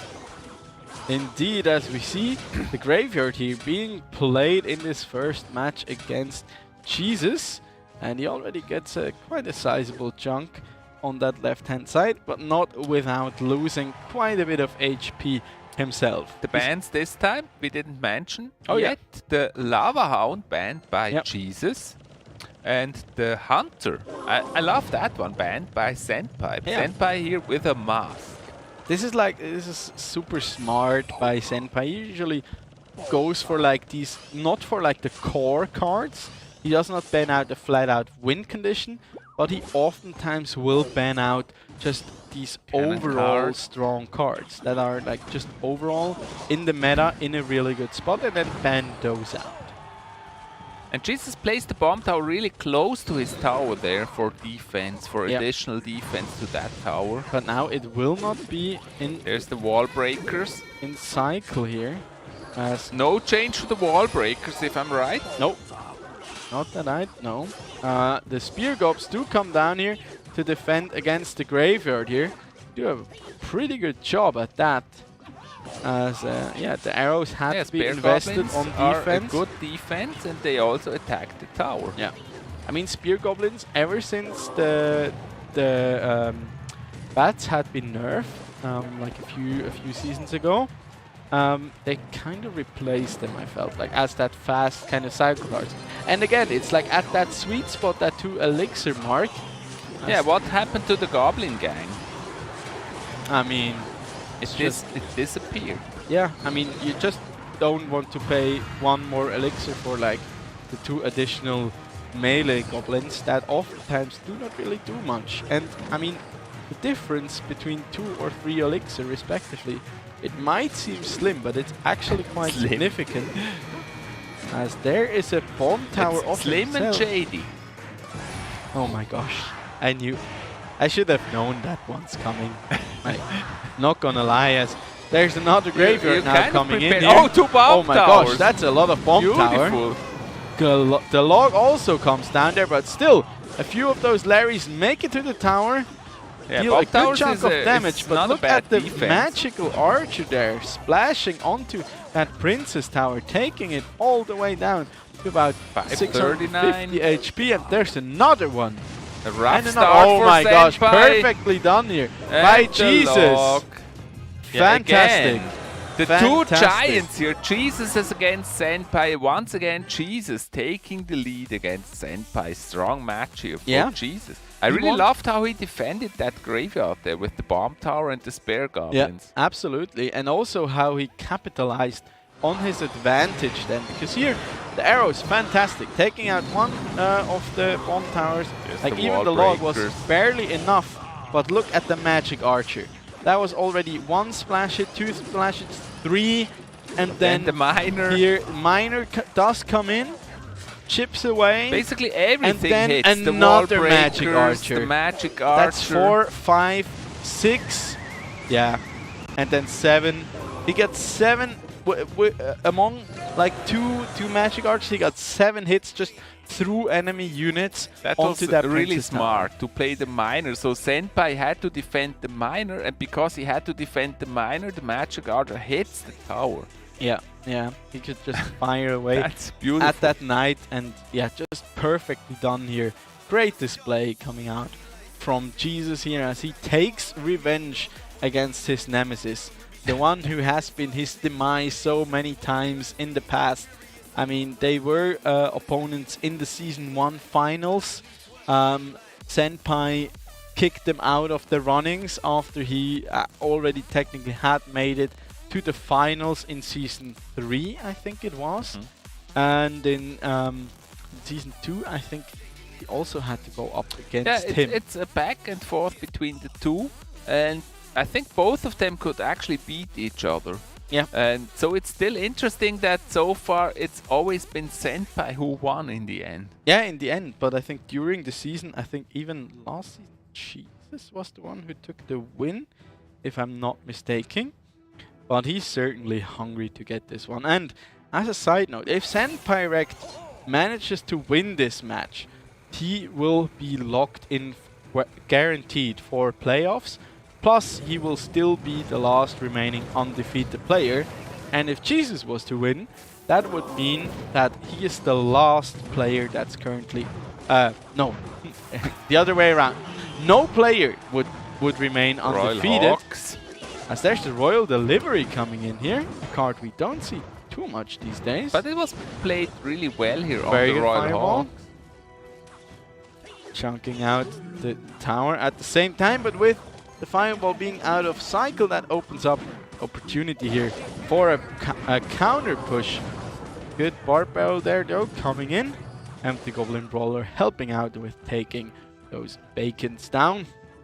And they do fall, but the damage advantage solidly in the hands of Jesus. By the way, it's actually been quite a while since we had balance changes in the game. I think it's about 5 or 6 months since we had balance changes. In the beginning of December, I think. So this will be really interesting here. It will finally change the meta quite a bit. Yeah. Also, both of the the regular witch and the mother witch will both receive buffs. And I think especially with the E-barbs that will probably be really strong. The additional half point of range that will come to the witch will be significant, I feel. This time Jesus wants to prove how to play the Mortar. Yeah, if I'm not mistaken, that's the exact same deck that Senpai played last week that Jesus is now running.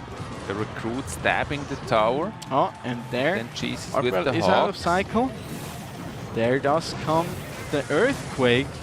The Sappies do a great job here and of defending though. Dashing their little heads into the tower. Yeah, and now an aggressive set of Royal recruits here coming in. A lot of spammy units. Oh, and the Sappies are on the tower. They will do a lot of damage. The Royal Delivery gets delivered on the right side. Yeah, Sappies still on the tower. Left There's side, the Royal Hawks. And great fireball there coming in defensively for Senpai But still, I mean, Rect. 2 bacon on the tower. Yeah. But still, he got quite a bit of damage back here with that one. Yes, the recruits again played very defensively in the back. Yeah, smart adaptation here from Senpai Rect. Then walking into that Earthquake. Mortar! There's Not the a Mortar! The Mortar hitting those recruits. Coming in hot, but that... And the Hawks going for the Mortar. Hawks coming in, and there's a Royal Delivery that now Beautiful comes Royal down Delivery, from the Hawks sky. going down. Again, defensive Royal recruits, however, the Bacon's going here for the Goblin Cage. Beautiful Earthquake once again. I think this will just be a super clean defense here. Yeah, by the looks of it. Jesus with a 420 nice HP. lead here. But so far, I mean, Jesus does run triple spell. Mortar. That Mortar will just die pretty goes very swiftly here. Bacon. Royal Delivery Royal does come down. Senpai Rect is not willing to give up here. Of course not. He can smell the win. No champion gives up that easily. But Jesus, he does have the triple spell here. I think one more log and an Earthquake will seal the deal on that left-hand tower here. As there's another Royal Delivery. Look at the Mortar. So much Look at damage that being Earthquake. absorbed. How much damage does the log do? Is it enough? I think it's quite enough, to be honest. Oh, he used it defensively. Fantastically done. Uh-oh. Royal Delivery coming in again, and there's another there's the Earthquake. Earthquake. And that's the nemesis for Senpai Rect here, going against Jesus. Jesus takes the lead 2-0. It appears that Jesus can not only separate water, but also make the earthquake. Jesus is Senpai's nemesis. They certainly are, and yeah, I mean, Jesus just doing fantastic job here. Look at that beautiful attack here. Yeah, I mean, he did really try his best, but that Royal delivery just coming in super, super clutch in that matchup. Against the Royal Hawks, the delivery does really well. Yeah, absolutely, absolutely. And also the mortar here. Yeah, it has such a high HP pool. Even though the mortar here was just distraction, yeah. it did not really help that much. Maybe and against the recruits. This is time for another picture. As I'll gladly. Which one do you copy? The mortar? Yes. You copy the mortar? I'm already playing the other one. Yeah, I feel like the mortar is basically a distraction. It's good against the Royal recruits if they're at a distance. Yeah. But if they're really close, the mortar just melts away, and it's like a really expensive distraction. I mean, it does die pretty fast, yes. But then again, it has quite a bit of HP, and it can really draw those Royal Hawks into the middle. And I mean, behind that, you have some high DPS units like the Musketeer, like those Spear Goblins that then can just chip away at them. And if they don't get to the tower, because that's kind of the up and downside of the Royal Hawks. They can be very strong because they are split across multiple units, but this can also be their downfall because they all have quite small but individual health bars, and if only one of them comes to the tower at half HP, it barely does any damage. If a P.E.K.K.A, for example, gets to the tower and just gets one hit in, that's already a big chunk. At the tower. Yeah, or even like the Golem. If it just gets to the tower and explodes, with the 2 Golemites, that will just be like a guaranteed nearly 1k damage in total. But the Royal Hawks, if you counter them properly, they don't really do anything, and they don't offer too much. They're like, yeah, they're very momentum dependent. Let's just say it like that.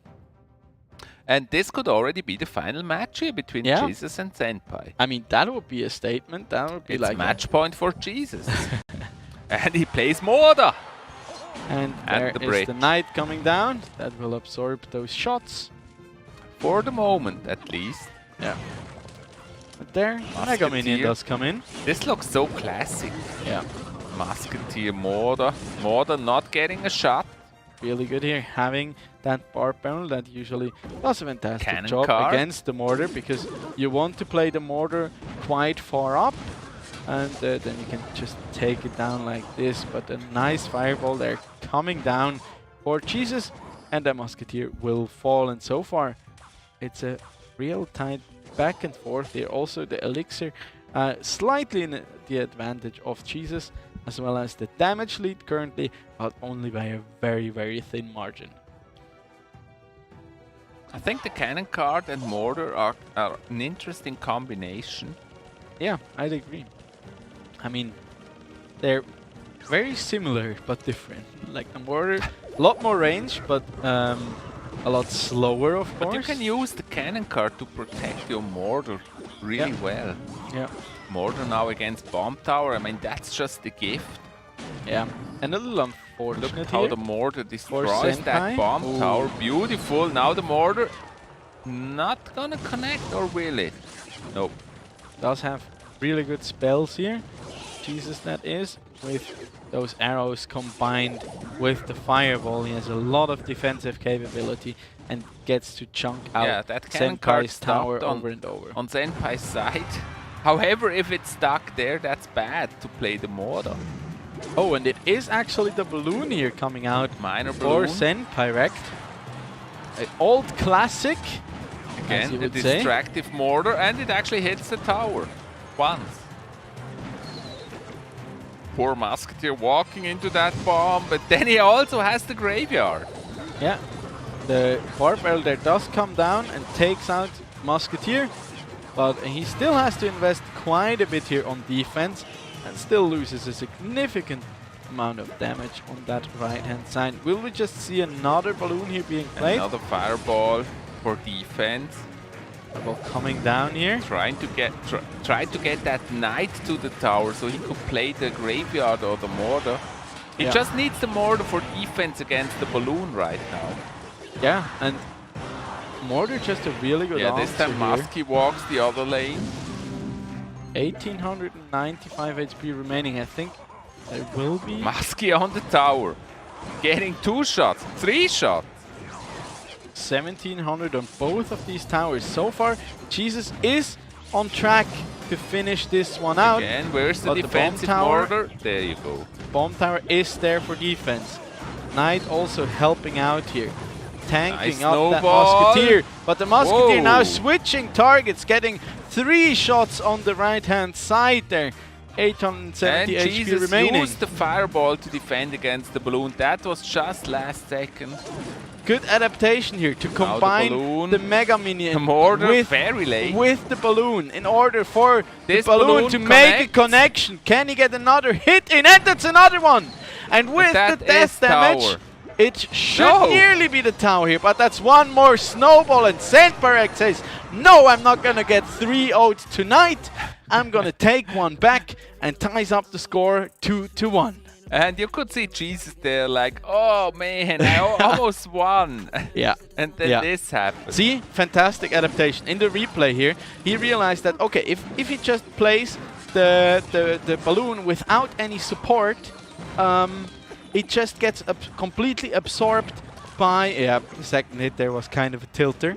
Yeah, the mistake it just gets completely absorbed by the mortar. But if he plays the Mega Minion behind it, he gets one hit with the balloon, and then the Mega Minion will finish off the mortar, and he does not like stop him there for longer, and that actually enables him to make the full connection onto the tower. Senpai was really pushy with the balloon and caught Jesus a little bit by surprise there. That's why he had to play that mortar so close to the tower and couldn't really drag that balloon. He was maybe 1 elixir too late at that moment. If he had the mortar 1 elixir earlier, he could defend that tower. I mean, I wasn't sure whether it was due to the cycle, of course, or due to the fact that, like I said, the Mega Minion also being there. Because in that case, it's just like it swings over really quick. The mortar dies, and the Mega Minion is also still alive, and you essentially, you've thrown 4 elixir out the window. A little bit too fast. Yeah, in with that case, balloon. Definitely. Yeah. And Jesus but it was just really not ready. close. Like if that second hit by the balloon didn't happen there, Jesus might have just taken it there with another aggressive graveyard. But with that, we will go to the 4th match between them.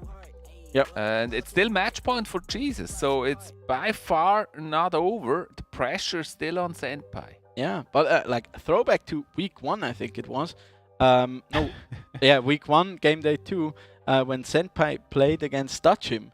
I mean, he was also down 2-0, and he managed to come back and actually reverse sweep Dutchim. Yeah, you could almost suspect he's doing it by purpose.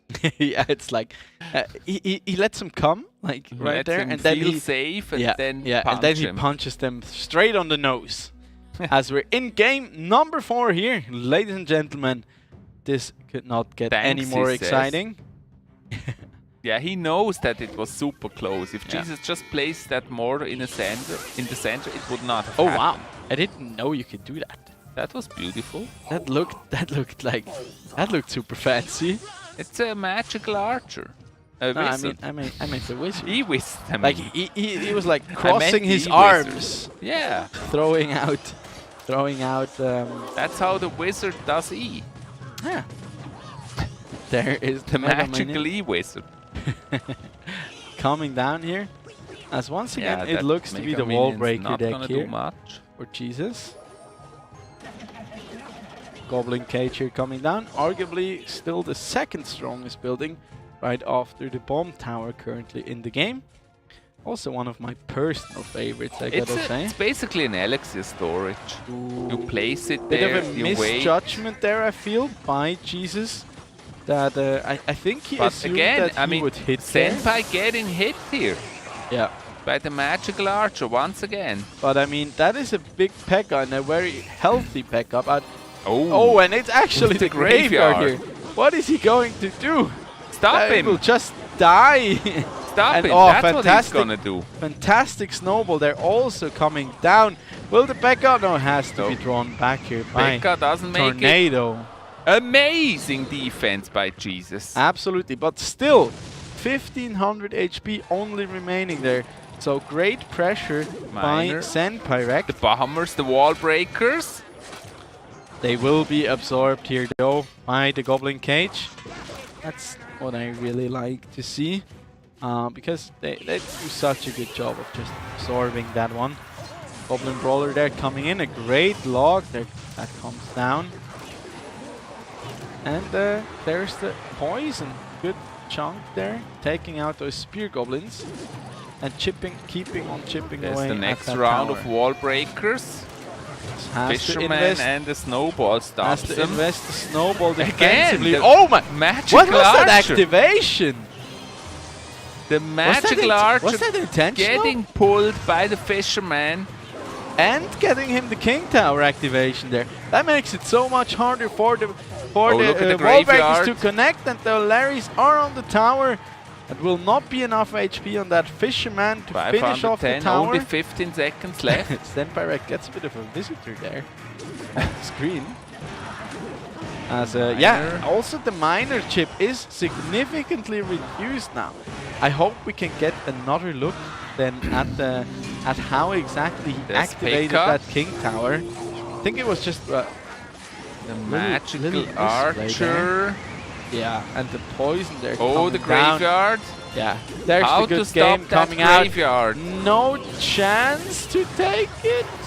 Yeah, and with the poison. Another snowball there coming down. Senpai, Mega Minion is still alive, and that's the 2-2 here. 2 for Senpai. Well played. Really well played. Really well played. Jesus really struggled here to defend against that graveyard. That was so difficult, with Senpai having basically everything he needs, with snowball, with poison, with graveyard, and the P.E.K.K.A. That first, such a strong deck, and Jesus did not have any swarm units to kind of really stop that push. I think the pivot in this game was like, I think first of all, Jesus did not expect the P.E.K.K.A. to be in there.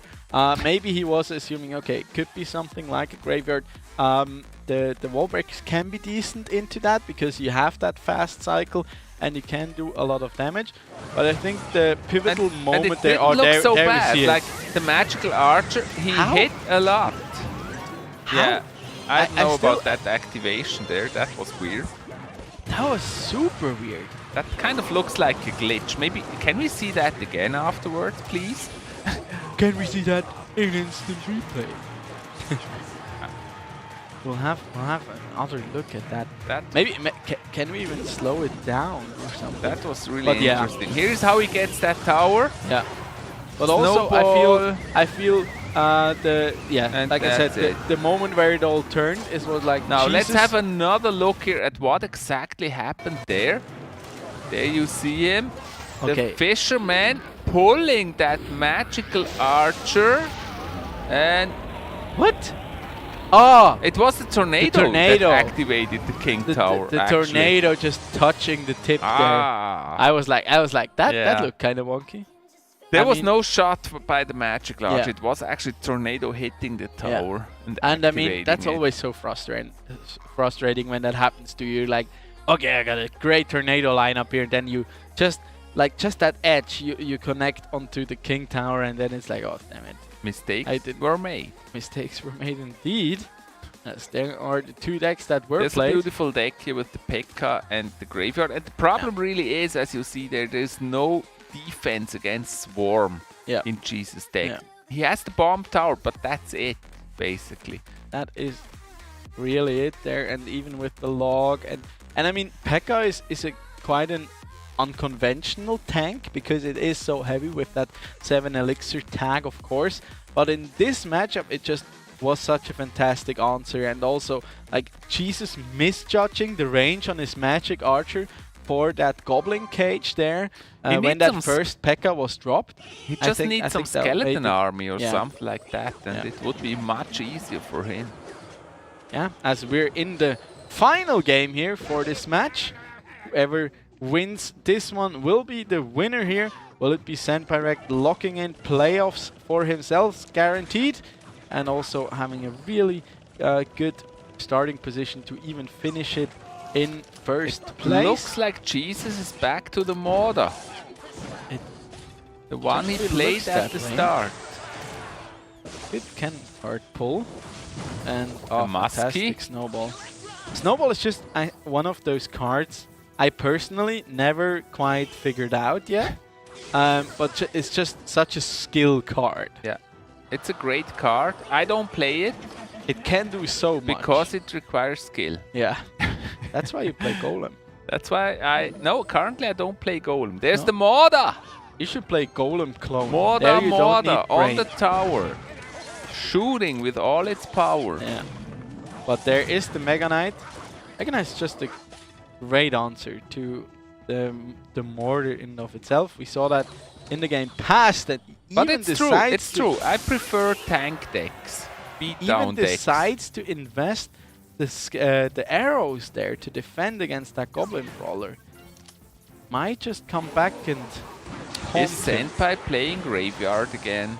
Yeah, it looks like it. I mean, it worked perfectly well for him, so Bear Goblins never at change the your bridge. winning system. I guess as he's building a bit of an elixir advantage here.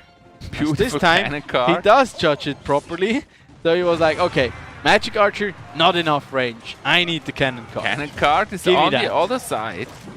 There's And another the Goblin Mortar. Brawler. But look at this, poor mortar. Yeah. We'll just go down. Oh, one hit. Okay, at least it's something, I guess. It's one hit. That's Oh, what there's it is. the P.E.K.K.A. once again There's here. the P.E.K.K.A. Now we better get ready for the graveyard. Yeah, there it is. Does come down. There's the Snowball, slows the tower. And I mean, the Knight is doing great here, but still a lot of Skellies do hit that tower. yeah, oh, and the poison there. Adding insult Punishing. to injury. Punishing poison. Mortar. Yeah. Mortar. And they're absorbing the damage here.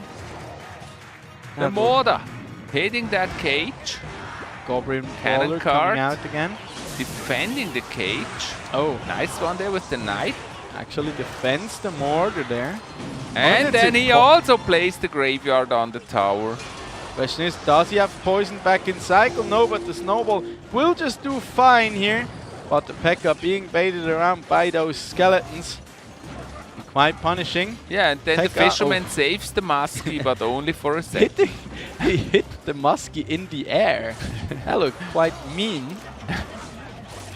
Never judge a Muskie by its flight. But it's what? Whatever. Whatever. Okay, we'll go with that. Mortar! As there's another There's the poison mortar. that's now down. Hitting the cage. And as it's out of cycle, that's another opportunity here for Jesus. Senpai with Oh, a that's an early snowball. snowball though. Not quite sure about that Some one. Skellies on the tower. Good lead now for Jesus. Yeah, 820 HP remaining there. Good adaptation, I love it, coming out of Jesus. Assuming Again, that it's probably Mortar. back to the P.E.K.K.A. here. The thing And is, Senpai has to react to the mortar. Yeah, There's and the against fireball. Against the P.E.K.K.A. The Musk is doing great. Graveyard is a fantastic answer. But still, it does so much damage. And now, So there's Jesus graveyard. impressive. Then also Graveyard now coming out. Senpai. Whoever takes that next crown here will be the winner of this match. And there's another rain of arrows coming down. 520 Yeah, it looks good HP for Jesus. remaining. I mean, Jesus, he has the advantage here. He has the bigger spells Next here, so to mortar. speak. There's Good another snowball. snowball Yeah, here but coming down. that P.E.K.K.A. is going down against all that Yeah. shooting power here by Jesus. No chance there whatsoever. Another aggressive poison now being used here Now by the graveyard Senpai. on the tower. There's Senpai the calls good game it good coming out. game. Is it And true? the arrows. Yes. 60 HP remaining, One and he Skelly. just The cannon card Oh. shoots the tower. This is match for Jesus. Once again, Jesus was the nemesis here for Senpai. And this Beat time he him gets the better again. half of him. I love the adaptation here. What does a P.E.K.K.A. hate more than anything? Swarm. Which win condition offers exactly that, the graveyard. But then also on top of that, he had the Musketeer who deals a ton of damage against it. He had these super annoying S'more Spear Goblins. Here you can see it, like so much damage onto that P.E.K.K.A. already, and then the high Look DPS at those two units. musketeers Yeah, there, Musketeer shooting everything. plus the cannon card on top of it all, doing so much damage to that P.E.K.K.A. And even if the cannon card was to die, it would still like be there in its building form, And then also and in the absorb end, more hits from the Jesus P.E.K.K.A. taking the risk to actually counter push with his graveyard there, really going for that tower. Yeah. That was risky because if it fails, he would lose, but he made it. Yeah, So- and also like the poison, like Jesus played around that poison perfectly. Like he knew exactly, okay, poison is went out aggressively. I think Senpai didn't even use the poison once on defense. And yeah, with Yeah, that, you see, Jesus looks very happy here. He beat the ruling champion. yeah. So now none of our players in the current season of the Swisscom Hero League is undefeated, not even the king himself. So everything is open. So it looks that after all, literally everyone can beat everyone here. Senpai will have another match though, right after the short break that we will have. And he's gonna go against who? Toy Boy, yeah. Toy Boy, yeah, I think I'm Toy not Boy. mistaken. So he can still seal the deal. If he wins against Toy Boy, he will be in the And playoffs. Yeah, for sure. In the playoffs. And I mean, his chances are already pretty high. We haven't gone through all the scenarios, but nevertheless, we head into a small break, and then we're right back with our last match of the night between Toy Boy and Senpai Rect. See ya right there. Be back after the break. Better play it safe. I walk a different path. Nothing can hold me back. I've passed the point of no return. Something is calling me. It's in the air that I breathe. Bring me back to life again. Dancing with my fear, burning with desire. We gon' take it to the edge and come alive. Go to hell and back just to feel the fire. We gon' turn up in this place and come alive.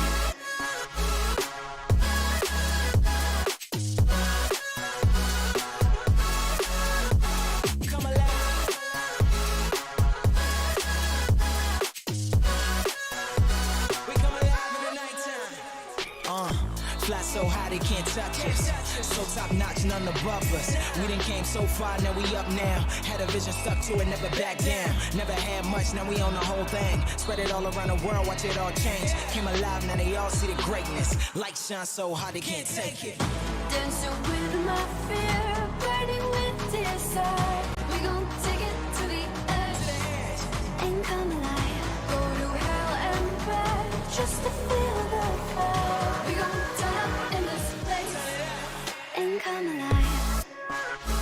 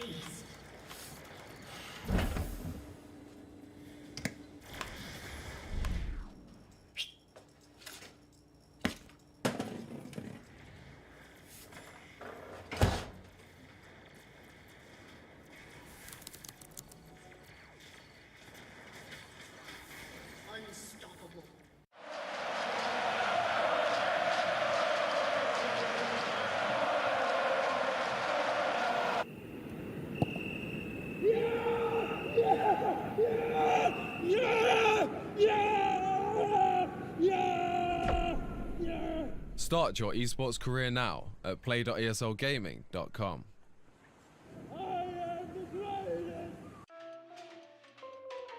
Sie sind am Zug.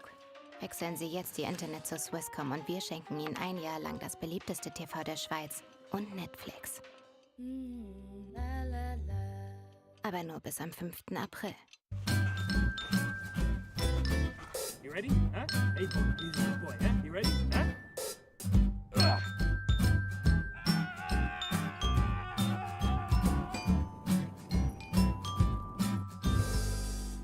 Start your esports career now at play.eslgaming.com.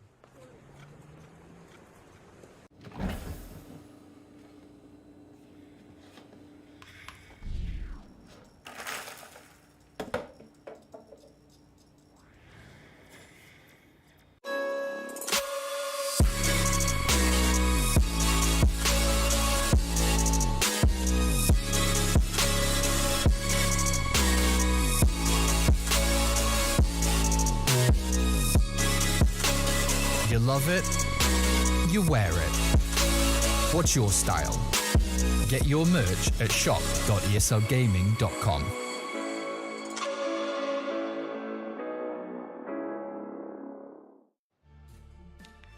Psst.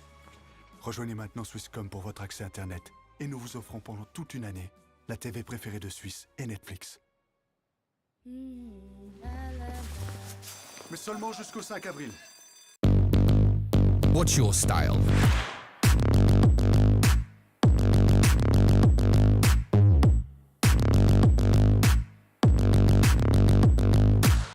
Get your merch at shop.eslgaming.com.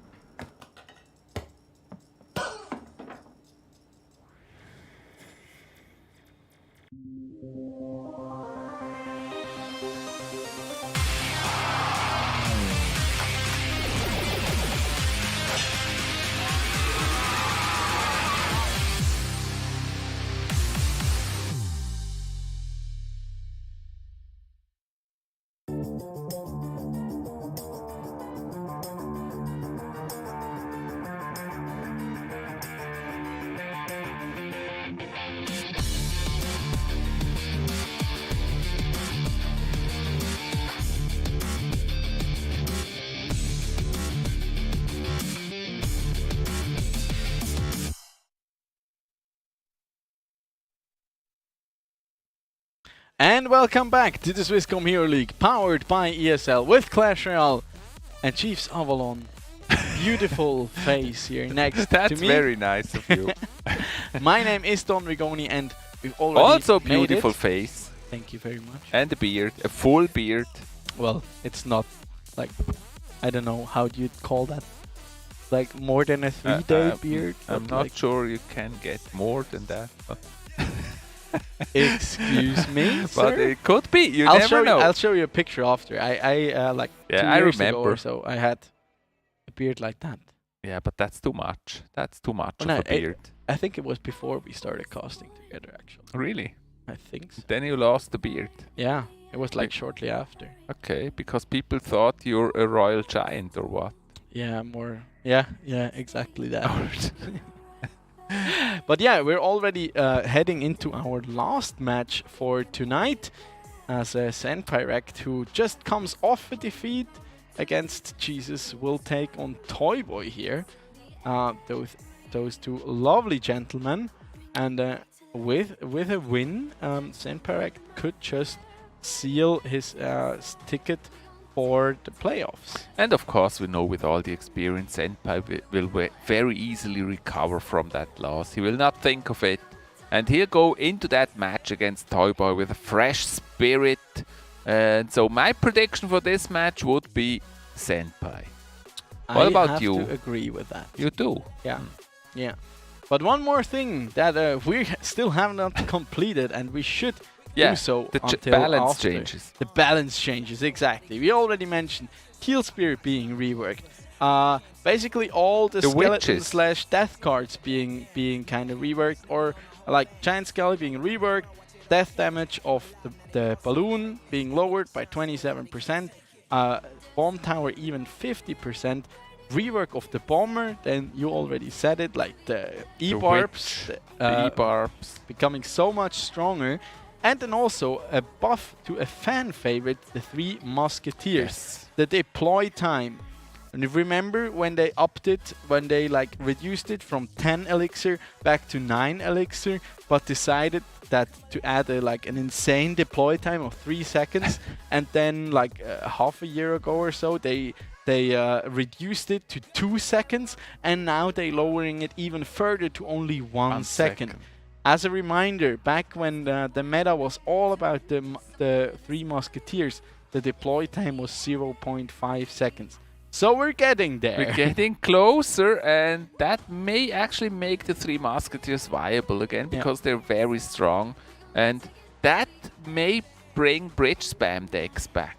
Absolutely. Because that was typically what we've seen when there was bridge spam, like Battle Ram and Hog Rider decks. They all came with Three Musketeers. And I mean, bridge spam could kind of use that one, because it's not in the best state currently. Yes. So they would certainly benefit off of it. Another muff that will be happening. Another buff that will be happening. Muff is something new. Muff. What is a muff?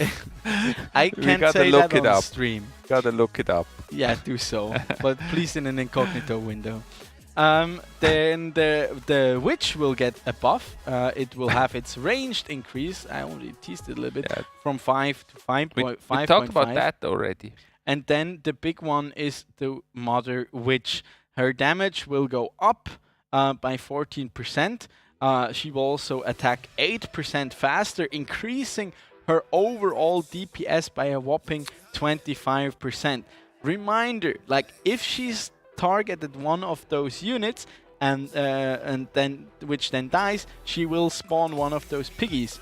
And with a faster hit time, that will apply more often, more regular, and of course with a higher DPS overall, those units will also then die faster. I feel like that's a good buff, because she was not as strong as she should be. She's not existent in the meta. Yeah, she's not existent. I still don't know how to play around her, because you never see her. I wanted to play her and I kind of liked her, but then she turned out to be really weak. Let's talk about the nerfs quickly. There's one interesting nerf to the Sappies. Sappies, we've seen them a lot in the current meta, and they actually get their first hit like almost 20% later. So from 0.9 seconds to 1.1 second, that's the first hit. That's how long it will take. And they also are 22% slower.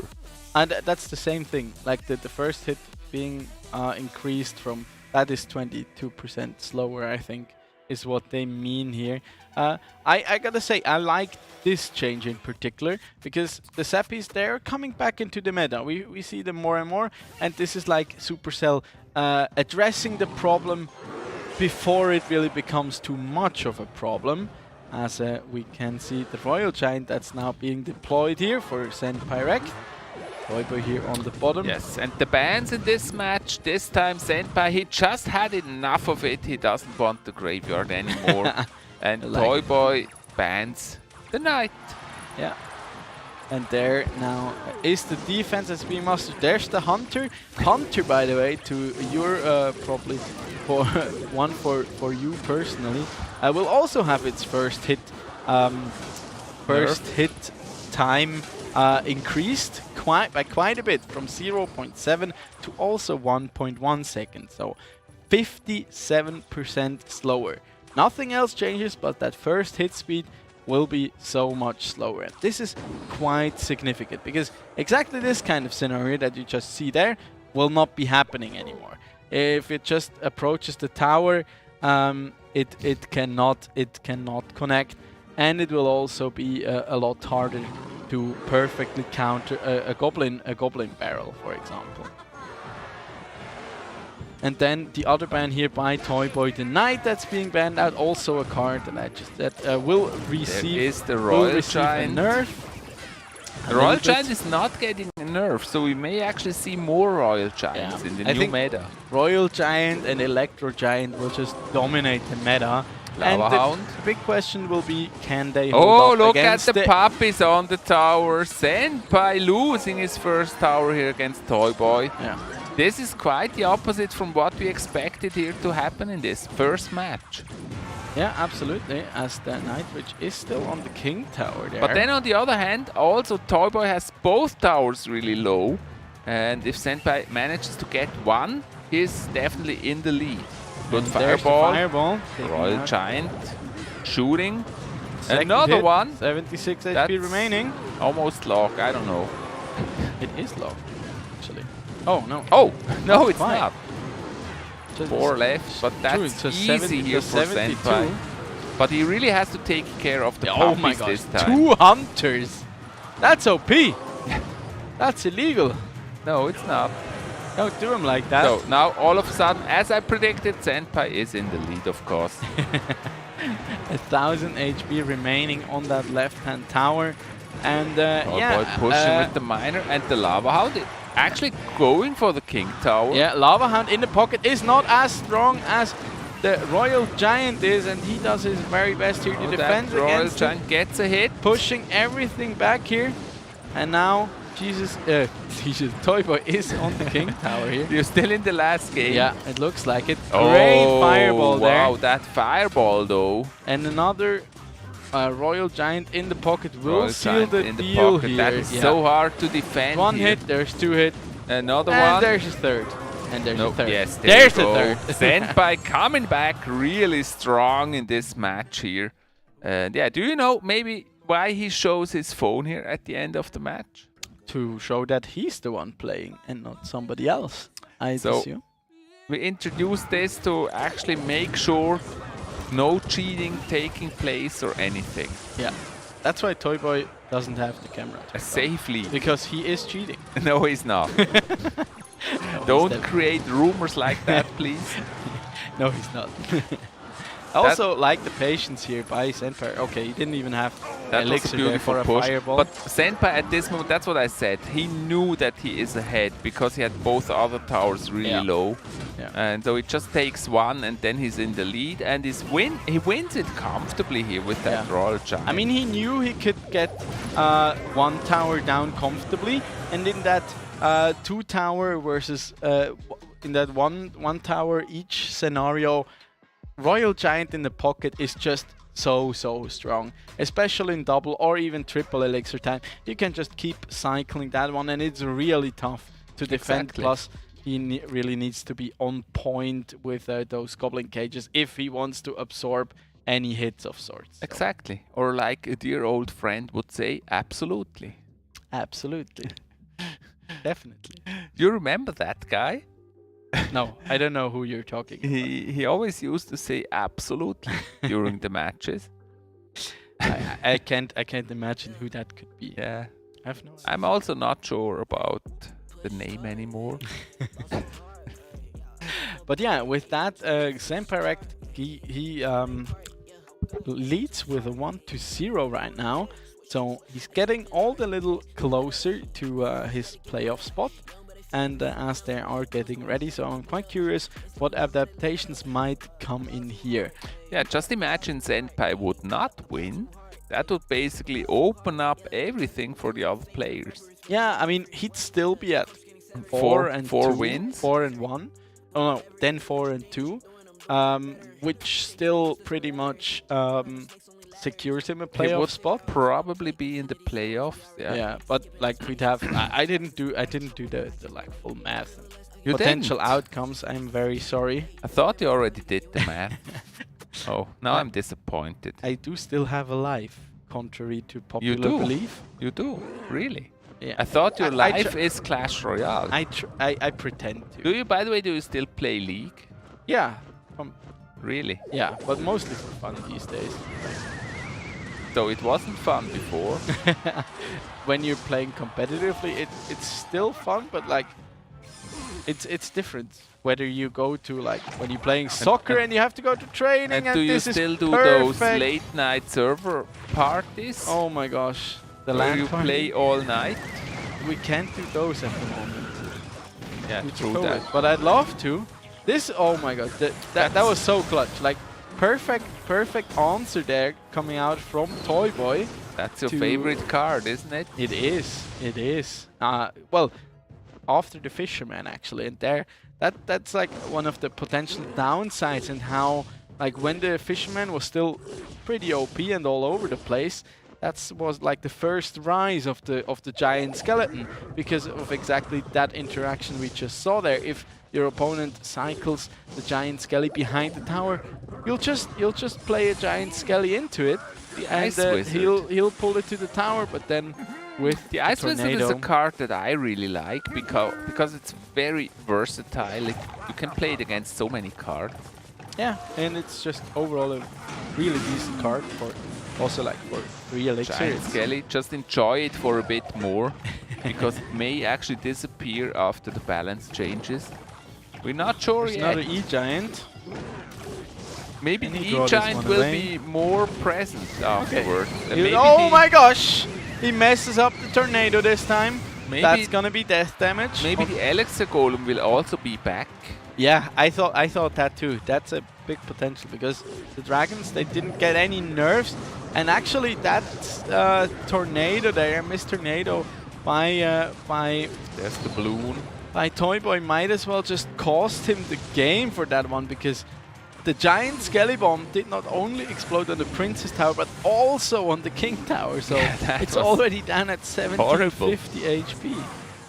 Yeah, and also it's really hard for him to actually stop the balloon. He doesn't have a building. Absolutely. So it basically just rushes to the tower. See, this is why I play my E-Giant deck with Inferno Dragon instead of the Baby Dragon, because you don't need AoE. And good lightning. And with the regular Prince instead of the Dark Prince. But then there's the same bomb reason, tower. because you don't need AoE. As that was just a fantastic tornado there by now Senpai, it's right? time for another balloon. Let's go! And Toy Boy is up quite a big chunk of elixir here. And as I already said, like the lightning can be a very, very strong card in general in that deck, because it does get so much value, especially nice Fisherman in pulling away that giant skelly. And so it's kind of hard here for Senpai to actually stop that E-Giant. There it is. There it is. The bomb will touch that Baby Dragon and take it out. As now there's another E-Giant coming down. Yeah, he's really pushing with those E-Giants. Will Senpai just start cycling fireballs here? I mean, it's... He could. 4? Nah, he needs 4. 3. 4? No, 3. Yeah, 170. That's 510. So yeah, he needs 4. And potentially, like, he could also like cycle a tornado. Quite a lot. He can also just play it safe actually, and because it's only 50 seconds left anyways. Yeah, but now big counter push opportunity here. Good tornado here once again on defense. Yeah, he defends really well. Yeah, such a good job. And that's all he needs to do. There's the next balloon. Coming in hot, but the Hunter is there to answer that. It does sneak the tornado. Tornado doing a good job here. Yeah, be careful, Senpai. And there's another lightning now coming down. It's just 20 seconds. See, this is why you want the regular Prince, because that one behind the Eagle and the next giant. Another fireball there really coming in. Pushy. He needs 2 fireballs though. But maybe he's just playing for the tiebreaker. It is slowed so much. 190 HP remaining, and with 5 seconds on the clock, Senpai knows there's no way Toy Boy can come back into this, and he will take Nice one for Senpai. Yeah, in the end that was really strategically well played. Senpai defending and just making sure he keeps the lead so that he wins the tiebreaker. And that's what really shows you that he's a great champion. He's not going all in, trying to take the tower. Instead, he plays it really safe here, not getting greedy. Yeah, I mean, this was such a fantastic attempt here by Toy Boy to pull that one in. And this tornado was actually very promising to begin with. But then that second one did not quite work out. I really love this Fisherman here that pulls the giant skelly out of the way. Yep. So it was difficult. I love the interaction that you can just tornado stuff onto your E-Giant and then make him sap everything. Yeah, it was that can be so difficult frustrating. matchup for Senpai, and this was really high skill play here by Senpai to be able to defend against that really pushy E-Giant. That was well played. I'll take Again? Yes, but for Senpai. Yeah, every time. good balloon every decks. time we show decks, you take a picture of me. That's I don't know. Feels a little bit creepy. Yeah. I mean, I just cannot have enough pictures of you. Yeah. Need to hang something over my bed. Yeah. Okay. No, I will never get that picture out of my head again. So basically, all of your room is full with me my neither, pictures. and I don't want to. Yeah. Horrible. Yeah, maybe one day we'll stream from home again, and then people will see your room again. Yeah, yeah.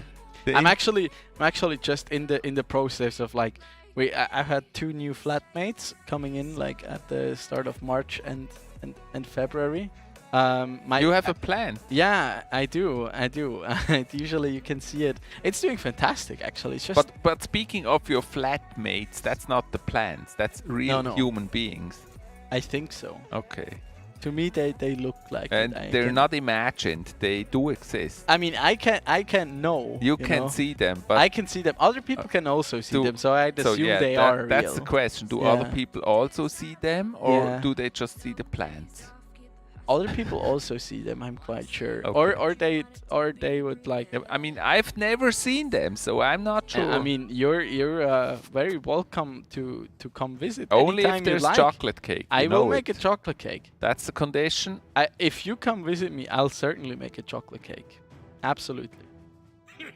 Okay. There you go, Senpai with a match point. Yeah. The other day I made focaccia. For those are following me on social media, they have seen it. Turned out nice. Quite well. And then you eat that stuff all alone? No, I share it with the plants or the flatmates. The plants. The plants. By by the way, do you have the PlayStation 5 already? I'm not a PlayStation. I thought that would be something for you. No, I prefer the Switch and my PC. Okay. I do have a PlayStation 4, but I only use that as a DVD player. I have a PlayStation 2. Oh wow, an antique. Yeah. It's nearly as old as you. I don't have my Commodore 64 anymore, which is really sad. I miss it. I mean, at this point, the vintage value is nearly the same. PlayStation 2. Probably. And Toy Boy plays another Royal Giant there. I'm actually one of those that would probably buy an old Commodore 64 that is still fully functional. Yeah. And in good state. I just because of the memories. And because I threw mine away, which was really dumb to do. I mean, while refurbishing apartment, we also got a lot of new furniture and stuff, and I also got a vitrine, not sure about the English term for it, like a display, like a glass display, for all my old Pokemon games and consoles. So. And okay. I realized it's actually quite a collection. Are you collecting Pokemon cards? There's not cards. A hype at the moment. Yeah, I know. About Pokemon cards. My brother does collect them. I don't. I only collect the games. I'm like a committed Nintendo I still have some fanboy. PlayStation 2 games at home. Oh wow. So, back to the match. Royal Giants in the game. Good fireball they're coming down together with the log. I think calls it just good game. Why? I mean, because he has 2 hunters on the field and this Royal Giant is still alive. And Toy Boy's tower is at next 300 Royal HP. Giant. Only 20 seconds left. Fisherman. Oh, the Royal Giant getting the tower. That one does go now down. Toy Boy has to be very 10 pushy. seconds left here. He does pull it away. There are the skeletons to boot. Yeah, that the faster cycle long. wins here. And Senpai taking it with a 3-0, sealing his ticket to playoffs with a clean one after going down to Jesus 3-2. That was a very clean win for Senpai. And I'm not sure exactly, because you are talking about PlayStation, what the mistake was that Toy Boy made here. Was it really just the deck for Senpai was a little bit faster than Toy Boy's deck? I think he was lacking DPS, because the key cards in this matchup are the Hunter. Here we can have another look at it. The Hunter, Fisherman, kind of, and then of course the Royal Giant. And the Hunter is just a fantastic answer to nearly everything that Toy Boy is running here. I mean, it does fantastic, deals fantastically with the Giant Skelly and the Royal Giant for only and like it's 4 really elixir. way faster because he doesn't have the Royal Giant Skelly. Exactly, and then he's back to those Hunters. I mean, just look at the troops. So much faster. 26 troops played versus 18 troops. Yeah. That's a huge difference. Exactly, and then also like with the Fireball, like Toy Boy, he barely gets any value out of that Fireball and can't really do much. While on the other hand, Sandpirate with the fast cycle, he can Fireball either the Zappies or like the Hunter combined with a Log that nets you a lot of chip damage onto the tower, plus also kills out the Hunter, which is the best and nearly only answer that he has to the Royal Giant. And with that, Sandpirate has just a big advantage here with the faster beautiful cycle. and clean win for Senpai. We look at the end score. You see it here, 3-0. Senpai average card elixir a little bit lower. Troops a little bit less percentage here. More buildings. Yeah, and a lot more spells. A lot more spells. I personally think a lot of spells and the high building amount always is a little bit of a skill indication, I feel, because they are harder to play to their maximum. Like, how do you use the buildings? Because buildings, they can offer a lot. They can be completely like useless if you play them wrong, because they just die off. But if you play them properly, position them properly, and also protect them and play around them, you can get a ton of value out of them. And we've seen that done by Sandpirate, done by Jesus with those I'm mortars. really curious for the standings now, and we're gonna have a look at the standings. So we see here Senpai now with 5 wins and only 1 loss, still on top, and I think he's already qualified here for the playoffs. Then Jesus 4 wins, which is also really good. I'm not sure he actually needs another win. He could also be qualified with that. It kind of depends what Solak and Datsim play. Datsim already has 6 matches though, so there is only has 1 more. 3. So he could theoretically go up to like 6-1, which Sandpirate could also do. Yeah, Datsim has only 4 matches, by the way. Solak can't go up to. Yeah, so Datsim with only he's 4 matches could still make it to the top. He's locked in. I mean, Solak, he could tie with him, as it currently stands. Jesus as well. For Kefran, it will be really difficult with 3. Yeah. Then Toy Boy, 5 matches already. I mean, Toy Boy does not make it into I think for Toy Boy, Sailor and Podu Chef, it's almost impossible I'm to also, get by into the way, top 4. not quite sure how we're going to have the playoff bracket. Whether it's only going to be... I think it's only going to be the top 4 or the top 6. I think it will be the top 4. Because we have a quarterfinal and a semi-final. Yeah, but then it would make... It's actually weird, yeah. But then it would make more sense, like the 2 first places, they will be in semi-finals right away, and then like place 3, 4, 5, and 6, they play quarterfinals against each other, and then the winners of those will face up against place 1 and 2. I'm not sure. Probably I'm like not that. sure. Maybe like that. Maybe production knows. Maybe they can tell us. Yeah. Or if not, we can tell you on Wednesday when the next matches will take place. This Wednesday, so don't miss it. Same time, same place, same channel. This same Wednesday, 2 clowns, same 2 experts.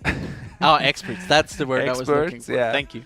A little help here in translating. You'll find us on social media, myself, Chief Avalon, basically everywhere on Twitter, YouTube, Instagram, Twitch, TikTok, and my dear friend Don Rigoni, Don_Rigoni, also on Twitch, Twitter, and Instagram. Exactly. So check us out there, follow us, you may get OnlyFans. some inside information. And also, of course, follow the league, ESL Swiss. That's the name you want to follow to get all the latest news. And we'll be back on Wednesday with more amazing matches. And I think on Wednesday we'll see pretty much the end result, kind of, because not many things are gonna change after Wednesday. Maybe in the middle we may see some shifts, but I think the top 2-3 players will be fixed on Wednesday. So you don't want to miss that. Yeah. Also, if you want to have an early look at the bracket once we have that locked in, or maybe even some prediction, make sure drop us a follow on social media. And if you want to check out some more esports action by the Swisscom Hero League powered by ESL, you can do so also tomorrow night at 8 p.m. and on Thursday, where we are playing CSGO. And then if you still have the chance to sign up, you mentioned it, like I Play League, if other players or other of our viewers are playing League of Legends as well, you still have the chance to qualify for those. Those qualifiers will take place on the 9th and 10th of April, where you can still sign up and qualify. We'll have those games on stream at the end of April, with our grand finale coming up in May. But yeah, not to look too much into the future. Till next time, we just hope you stay happy, healthy, and strong. See you on Wednesday, and good night. Good night. Bye-bye.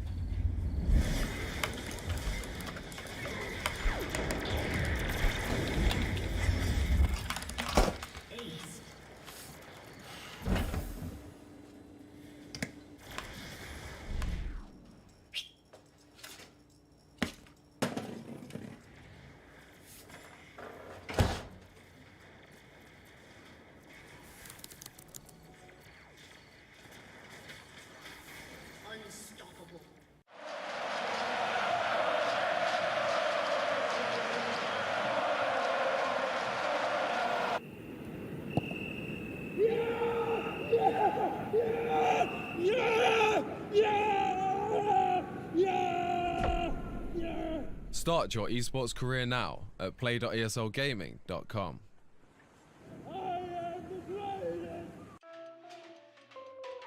Sie sind am Zug. Wechseln Sie jetzt Ihr Internet zu Swisscom und wir schenken Ihnen ein Jahr lang das beliebteste TV der Schweiz und Netflix.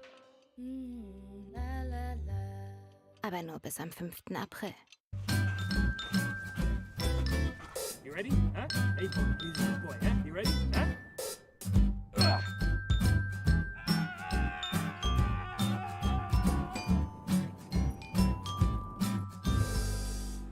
Start your esports career now at play.eslgaming.com.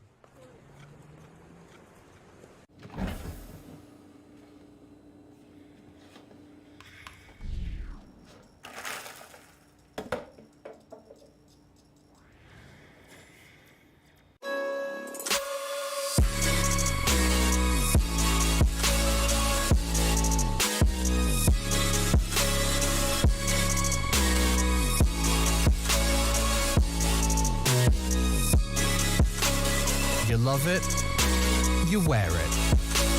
What's your style? Get your merch at shop.eslgaming.com.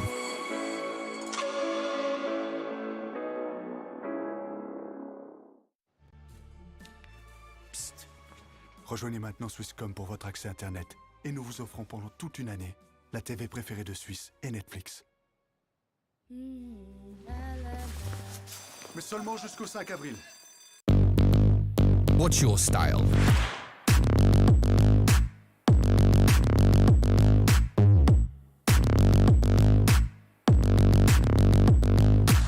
Get your merch at shop.eslgaming.com.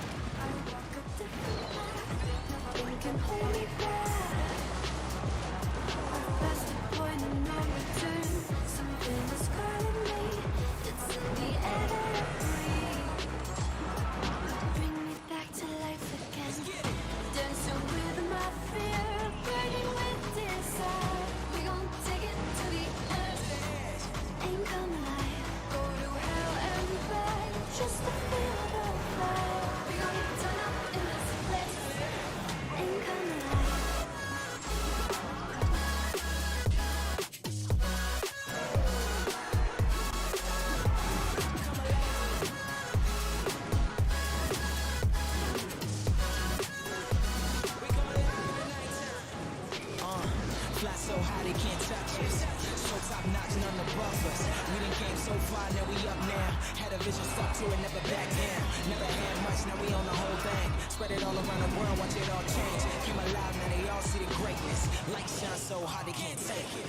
Dancing with my fear, fighting with desire. We gon' take it to the edge. Ain't gonna lie, go to hell and back just to feel the fire. We gon' turn up in this place. Ain't gonna lie.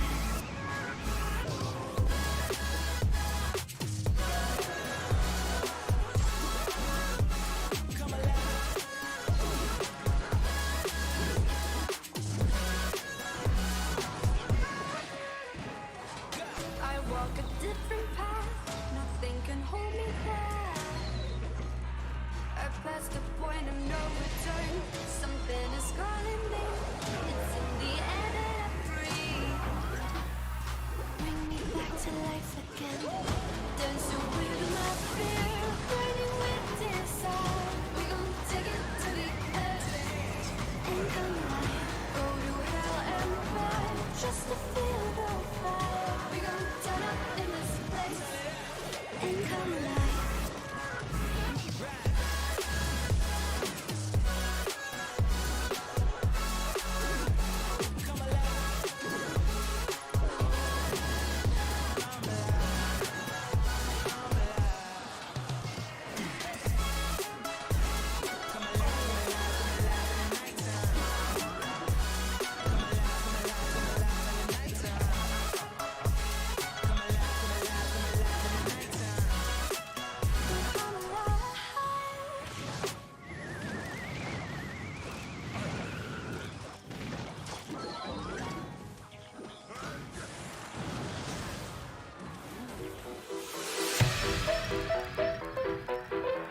High and rich, rich and high. Lex. Yeah. Yo, got the army with me like Xerxes. Understand you can't hurt me. I got a couple thickies chilling in my room who be shaking it like the twerk team. Ladies, show me where them curves be. Curious, I'm not pervy. Honestly, you and your best friend could go and develop a new twerk scene. Got the army with me like Xerxes. Army with me like Xerxes. Understand you can't hurt me. Understand you can't hurt me. I got the army with me like Xerxes. Understand you can't hurt me. I got a couple thickies chilling in my room who be shaking it like the twerk team.